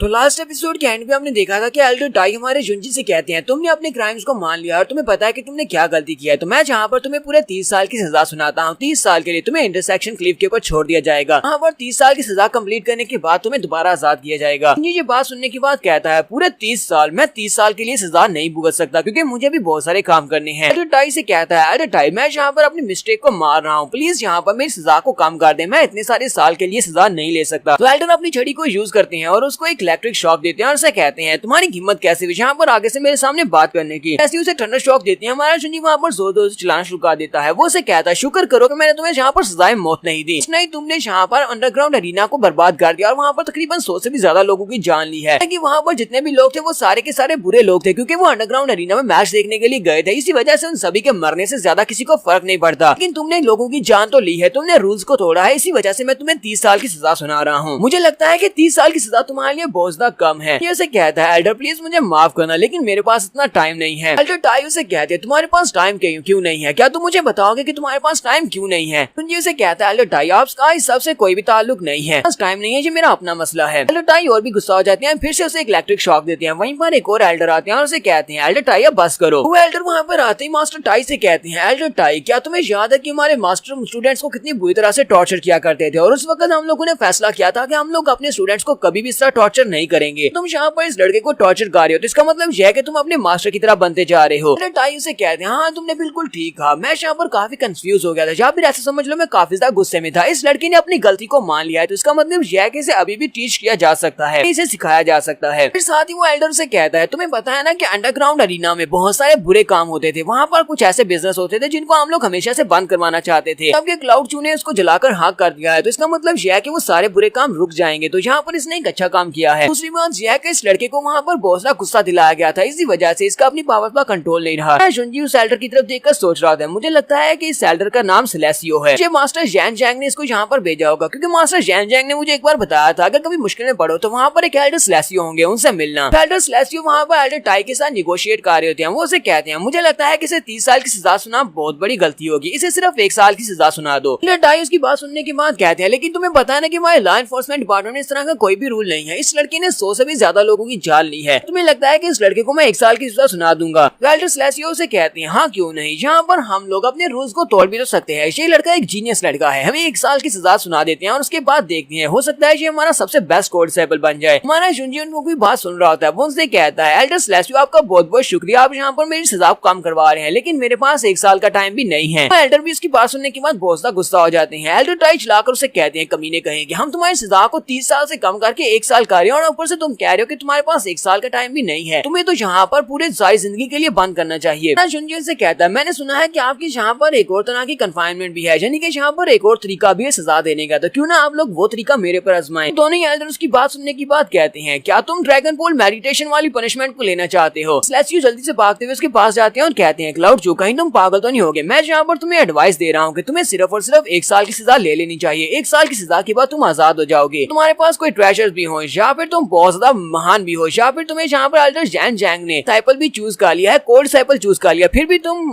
ड्रैगन पूल मेडिटेशन वाले टेस्ट को पास नहीं कर पाओगे। तुम उस पूल के अंदर चले गए तो हो सकता है कि वहाँ पर उसको 100 साल लगे उसको दोबारा ओपन होने में, 100 साल तक वहीं पर फंसे रह जाओगे। जुनजी कहता है लेकिन मैं इसको ट्राई करना चाहता हूँ। वो दोनों ही एल्डर एक दूसरे की तरफ देखते हैं। एल्डर टाइव से कहते हैं चलो फिर ठीक है, तुमने ड्रैगन पूल मेडिटेशन वाले टेस्ट को पास कर लिया तो यही तुम्हारी सजा है कि तुम्हारी सजा कंप्लीट हो जाएगी, बाकी का सब कुछ मैं खुद ही संभाल लूंगा। एल्डर स्लेसियो हमारे जुनजी को अपने साथ लेकर ड्रैगन पूल क्लिफ के ऊपर चले जाते हैं। ड्रैगन पूल क्लिफ के ऊपर खड़े होते हैं और वहाँ से उसे कहते हैं यहाँ से नीचे तुम्हें जंप लगाना है। नीचे जाने के बाद ड्रैगन पूल है, वहाँ पर जो पानी है उसी को हम लोग ड्रैगन पूल कहते हैं। साथ ही वो से कहते हैं मैं तुम्हें बताता हूँ कि ड्रैगन पूल मेडिटेशन को इसको हम लोग सजा के तौर पर क्यों यूज करते हैं। इस पानी के अंदर एक मैजिकल पर्पल ड्रैगन रे फॉर्मेशन है जो कि नीचे पानी के अंदर छुपी हुई है। ज्यादा इंसान ट्रेचरस होगा, यानी कि अगर इंसान का दिल साफ है तो वो रे फॉर्मेशन के टेस्ट को आसानी से पास कर लेगा और बाहर निकल सकता है, लेकिन अगर तुम्हारे दिल के अंदर बहुत ज्यादा मैलेस है तो तुम कभी भी इस टेस्ट को पास नहीं कर पा सकते। हो सकता है कि तुम 1000 साल के लिए यहीं पर फंसे रह जाओ। जुनजी कहता है एल्डर स्लेसियो आपका बहुत बहुत शुक्रिया, मैं इस बात को याद रखूंगा। और साथ ही हमारा जुनजी ड्रैगन पूल के अंदर जंप लगा देता है। यहाँ से नेक्स्ट सीन हमें ड्रीम फैमिली का दिखाया जाता है। ड्रीम फैमिली के एल्डर अपनी चेयर पर बैठे होते हैं और उसके पास एक बंदा आता है जो कि खबरी होता है। वो कहता है माय लॉर्ड मैंने वो सब कुछ अपनी आंखों से देखा है, चैलेंज रिंग के ऊपर लास्ट नाइट जो कुछ भी हुआ था मैंने देखा है कि जुनजी के पास 20 फायर थी। जुनजी ने उस 20 फायर को चोरी कर लिया और उसने वहाँ पर उसको यूज किया था। ड्रीम फैमिली के मास्टर हंसना शुरू कर देते हैं और कहते हैं ये तो वाकई में बहुत ज्यादा अच्छी बात है, लगता है कि गॉड्स ने मेरी हेल्प की है। मैंने 20 फायर को ली मैंशन में छुपा दिया था क्योंकि मुझे लगा था कि कोई भी वहाँ पर नहीं जाएगा। 20 फायर वहाँ पर रहेगी और आसपास के स्पिरिचुअल बीस्ट की एनर्जी को एब्जॉर्ब करती रहेगी और तैयार हो जाएगी। लेकिन अब जबकि मैं इसको मुकम्मल करने वाला हूँ तो मुझे यहाँ पर एक ह्यूमन फर्नेस की जरूरत पड़ेगी और मुझे लगता है कि वो लड़का मेरे लिए परफेक्ट ह्यूमन फर्नेस बनेगा। ड्रीम फैमिली के जो मास्टर हैं इनका नाम स्काई जीन है। मुझे कहते हैं कि जब हमारे जुनजी की बॉडी के अंदर उसका स्पिरिचुअल सी 20 फायर से कम्प्लीटली जलकर हाक हो जाएगा, उसके बाद ही हम लोग वो 20 फायर उसके पास से ले सकेंगे और वो 20 फायर हमारे लिए काम की रहेगी। हमारे जुनजी को दिखाते हैं जो कि ड्रैगन पूल के अंदर जंप लगाता है। वो ड्रैगन पूल के अंदर गिर रहा होता है तो वहाँ पर काफी सारे स्नेक्स होते हैं। हालांकि ये सिर्फ एक इल्यूजन होती है लेकिन उसे काफी ज्यादा रियल लग रही होती है। जुनजी कहता है लगता है यही वो मैजिकल पर्पल ड्रैगन्स हैं। जुनजी कहता है मुझे इसे यहाँ पर लाइटली लेने की जरूरत नहीं है क्योंकि मुझे पता है कि ये पर्पल ड्रैगन रे फॉर्मेशन इतनी पावरफुल है कि ये इंसान को इल्यूजन में फंसा सकती है। जुनजी कहता है मेरे पास अपनी थॉट्स को क्लियर करने के लिए एक बहुत ही स्पेशल फार्मूला है जिसे सेडेटिव फार्मूला कहा जाता है। ये खोली लेवल का स्किल नहीं है लेकिन मैं यहाँ पर अपनी सोच को क्लियर करने के लिए इसको यूज कर सकता हूँ। पर्पल रे फॉर्मेशन को क्रैक करने के लिए ये वाला फार्मूला बिल्कुल ठीक रहेगा। और हमारा जुनजी अपनी आंखें बंद करता है, अपनी सांस को रोकता है, जहाँ पर मेडिटेट करना स्टार्ट करता है। हमारा जुनजी वहाँ पर मेडिटेट कर रहा होता है, उसी वक्त उसकी बॉडी के अंदर से 20 फायर अपने आप एक्टिवेट हो जाती है। जुनजी बहुत ज्यादा हैरान होता है, कहता है हो क्या रहा है, मेरी बॉडी के अंदर से अपने आप 20 फायर क्यों एक्टिवेट हो रही है। लास्ट टाइम तो मेरा स्पिरिचुअल सी डिस्टर्ब हुआ था जिसकी वजह से मैंने अपनी बॉडी के ऊपर से अपना कंट्रोल खो दिया था और 20 फायर एक्टिवेट हो गई थी। लेकिन अभी यहाँ पर क्या हुआ है, अभी तो यहाँ पर कोई रीजन भी नहीं है। स्पिरिचुअल सी यहाँ पर अपने आप बर्न हो रहा है, यहाँ पर हो क्या रहा है। और हमारा जुनजी पानी के अंदर डूबता हुआ जा रहा होता है। इसके आसपास जितने भी स्नेक होती हैं वो सारे के सारे उसी से मर जाते हैं, वो स्नेक या ड्रैगन जो भी थे। साथ ही उसकी तलवार भी अपने आप बाहर निकल आती है। जुनजी कहता है ये क्या, मेरी स्वर्ण अपने आप हरकत कैसे कर रही है, मैंने तो इसे मूव करने का मौका ही नहीं, मैंने तो इसे एक्टिवेट किया ही नहीं। साथ ही जुनजी कहता है लेकिन यहाँ पर मेरी तलवार के साथ कुछ ना कुछ तो अटैच है। वो कहता है जी और ये तो एक मैजिकल ऑब्जेक्ट का है और मैं पहले भी महसूस कर चुका हूँ। इवियान ली के साथ फाइट करने के बाद जब उसने अपनी बॉडी के ऊपर से अपनी फुल पावर को रिलीज किया था और उसके बॉडी के अंदर जो डीमन था वो रिलीज हुआ था, उस वक्त मैंने सोरा को महसूस किया था कि ये वाला ओरा उसके साथ फाइट करने के दौरान उसको छोड़कर मेरे साथ आ गया होगा। इस वक्त तुम्हारे जुनजी को उसके सामने एक डेविल जुनजी दिखाई देता है। वो उसे कहता है तुम आंसर के बहुत ज्यादा करीब पहुंच चुके हो। हाँ बिल्कुल वही बात है। उस वक्त इवियान ली की बॉडी के साथ ही था लेकिन इवियान ली वो इतना ज्यादा स्ट्रॉन्ग नहीं था कि वो मेरी पावर्स को कंट्रोल कर सके। लेकिन तुम्हारे साथ फाइट के दौरान मुझे महसूस हुआ कि तुम वाकई में बेस्ट हो, तो मैंने उसको छोड़ दिया और तुम्हारी बॉडी को अपना घर बना लिया। दुनिया में बहुत ही कम लोग ऐसे हैं जो कि तुम्हारे जैसे हैं। लेकिन अफसोस की बात यह है कि तुम्हारे दिल के अंदर भी एक ब्लैक होल था। जब मैंने तुम्हारे दिल के अंदर उस ब्लैक होल को देखा तो फिर मैंने इवियान ली को छोड़ दिया और तुम्हारे दिल में समा गया। मैं तुम्हारा कर्मा बन चुका हूँ, यही समझ लो कि मैं तुम्हारा इनर डीमन हूँ। साथ ही वो फिर से हमारे जुनजी की बॉडी के अंदर चला जाता है। हमारे जुनजी का इनर डीमन उसे कहता है हालांकि तुम यहाँ पर पर्पल ड्रैगन रे फॉर्मेशन से रिकॉग्नाइज हो चुके हो लेकिन अभी भी तुम्हारे हाथों के ऊपर बहुत ज्यादा ब्लड लगा हुआ है। तो वो हमारे जुनजी की बॉडी में जाता है तो जुनजी वहाँ पर जोर जोर से चिल्लाना शुरू कर देता है। वो जुनजी की बॉडी के ऊपर कंट्रोल करने की कोशिश कर रहा होता है। जुनजी चिल्ला चिल्ला कर अपने इनर डीमन से कह रहा होता है कमीने कहीं क्या, मुझे छोड़ो, मुझे जाने दो, तुम मेरी बॉडी के ऊपर कंट्रोल नहीं कर सकते। कि उसका इनर डीमन उसे कहता है जुंजी अब बस भी करो, स्ट्रगल करने की जरूरत नहीं है, जितना ज्यादा तुम स्ट्रगल करोगे उतना ज्यादा तुम्हें पेन होगा। अगर तुम यहाँ पर अपनी बॉडी को मुझे दे देते हो, हमारे दुश्मन मेरे दुश्मन बन जाएंगे। जो भी तुम्हें मारने की कोशिश कर रहा है, जो भी तुम्हारा दुश्मन है, मैं उन सभी को मार डालूंगा। यही समझ लो कि वो सभी लोग तुम्हारे हाथों से मरेंगे। मुझे पता है कि तुम 9 फ्लोर्स आइस पैलेस वालों से नफरत करते हो क्योंकि वो तुम्हारी वाइफ को ले गए हैं। मैं उन सभी को मारकर तुम्हारी वाइफ को वहाँ से वापस लेकर आ सकता हूँ। मैं बस यहाँ पर मुझे एक्सेप्ट करना है। अगर तुम मुझे एक्सेप्ट कर लेते हो तो हम दोनों मिलकर पूरी की पूरी दुनिया के जितने भी लोग हैं सभी को मार डालेंगे। हम खून की नदियां बहा देंगे। हमारा जुंजी यहाँ पर हमें अपनी पास्ट लाइफ के बारे में बताता है। वो कहता है मेरी पास्ट लाइफ में मुझे एक इनर डीमन मिला था जब मैं ह्यूमन राम में पहुंचा था, लेकिन इस बार तो ये इनर डीमन मेरे पास पहले से पहुंचा है, यानी कि जब वक्त में पहले मेरे पास आ गया है। यहाँ पर कुछ तो अजीब चल रहा है, लेकिन चाहे कुछ भी हो जाए मेरी लाइफ में जब भी ये आया है मैंने इसको जरूर हराया है। जुंजी अपनी तलवार निकालता और कहता जबकि तुम्हें यहाँ पर मैंने प्रोड्यूस किया है, यानी कि तुम मेरी सोचों से बने हो, ठीक है मैं तुम्हें यहाँ पर अपने हाथ से डिस्ट्रॉय कर सकता हूँ। हमारा जुंजी अपनी तलवार को यूज करते वहाँ पर अपनी बहुत सारी एनर्जी को रिलीज करता है। जब वो एनर्जी को रिलीज करता है इनर डीमन तो हार जाता है, लेकिन हमारा जुंजी भी वहाँ पर बेहोश हो जाता है। तो नेक्स्ट सीन में हमें जुंजी को दिखाया जाता है कि जुंजी एक केव के पास बेहोश पड़ा होता है, जबकि एक केकड़ा उसके ऊपर फिर रहा होता है। वो उसकी बॉडी के ऊपर खड़ा होता है कि उसी वक्त हमारे जुंजी की बॉडी के ऊपर जो फिनिक्स का निशान होता है वो चमकना शुरू होता है और हमारे जुंजी को होश आ जाती है। जुंजी उठकर खड़ा हो जाता है, सामने की तरफ देखता है तो उसके सामने केव होती है जिसके ऊपर एक बड़ा सा टाइगर होता है जो कि मिट्टी का बना होता है। कहता है मैं तो ड्रैगन पूल के अंदर हूँ, लेकिन यहाँ पर एक टाइगर का फेस क्यों बना हुआ है। जुंजी कहता है लगता है कि मैं यहाँ पर ड्रैगन पूल के अंदर ही हूँ, लेकिन यहाँ पर एक हिडन फॉर्मेशन की वजह से यहाँ पर एक हिडन केव है जो कि टाइगर केव है। मैंने वहाँ पर अपनी पावर्स को रिलीज किया था जिसकी वजह से पानी के बहाव के साथ मैं बहता हुआ यहाँ तक पहुँच आया हूँ। फिर साथ ही वो अपनी बीस्ट फायर को एक्टिवेट करता है और कहता है मैं अपने इनर डीमन को महसूस नहीं कर पा रहा। तो यहाँ पर अपनी बीस्ट फायर को चेक करते हैं। वो अपनी बीस्ट फायर को चेक करता है तो उसकी बीस्ट फायर पहले से काफी ज्यादा बेहतर होती है। जुंजी कहता है कहीं ऐसा तो नहीं कि मेरी बीस्ट फायर के अंदर जो बहुत सारी सोल्स थी उन सभी सोल्स के साथ इनर डीमन भी इसके साथ डिसॉल्व हो गया और मेरी बीस्ट फायर का हिस्सा बन गया है। जुंजी कहता है ये तो बहुत ही अच्छी बात है क्योंकि मेरी करंट स्ट्रेंथ के साथ ना तो मैं बीस्ट फायर को कंट्रोल कर सकता था ना ही मैं इनर डीमन के साथ फाइट कर सकता था। बहुत ही अच्छी बात है कि बीस्ट फायर ने इसको कंट्रोल कर लिया। तो फिलहाल इन दोनों को आपस में एक दूसरे के साथ कंट्रोल में रहने देता हूँ और मैं तो यहाँ पर सिर्फ और सिर्फ आपको एंजॉय करता हूँ। फिर साथ ही हमारा जुंजी इस केव में आगे की तरफ बढ़ना स्टार्ट करता है। अब नेक्स्ट एपिसोड में देखेंगे उसे इस केव के अंदर से क्या मिलने वाला है। एपिसोड की एक्सप्लेनेशन अच्छी लगी हो तो कमेंट करके जरूर बताइएगा। चैनल को सब्सक्राइब कर दें, वीडियो को लाइक और शेयर कर दें। शुक्रिया।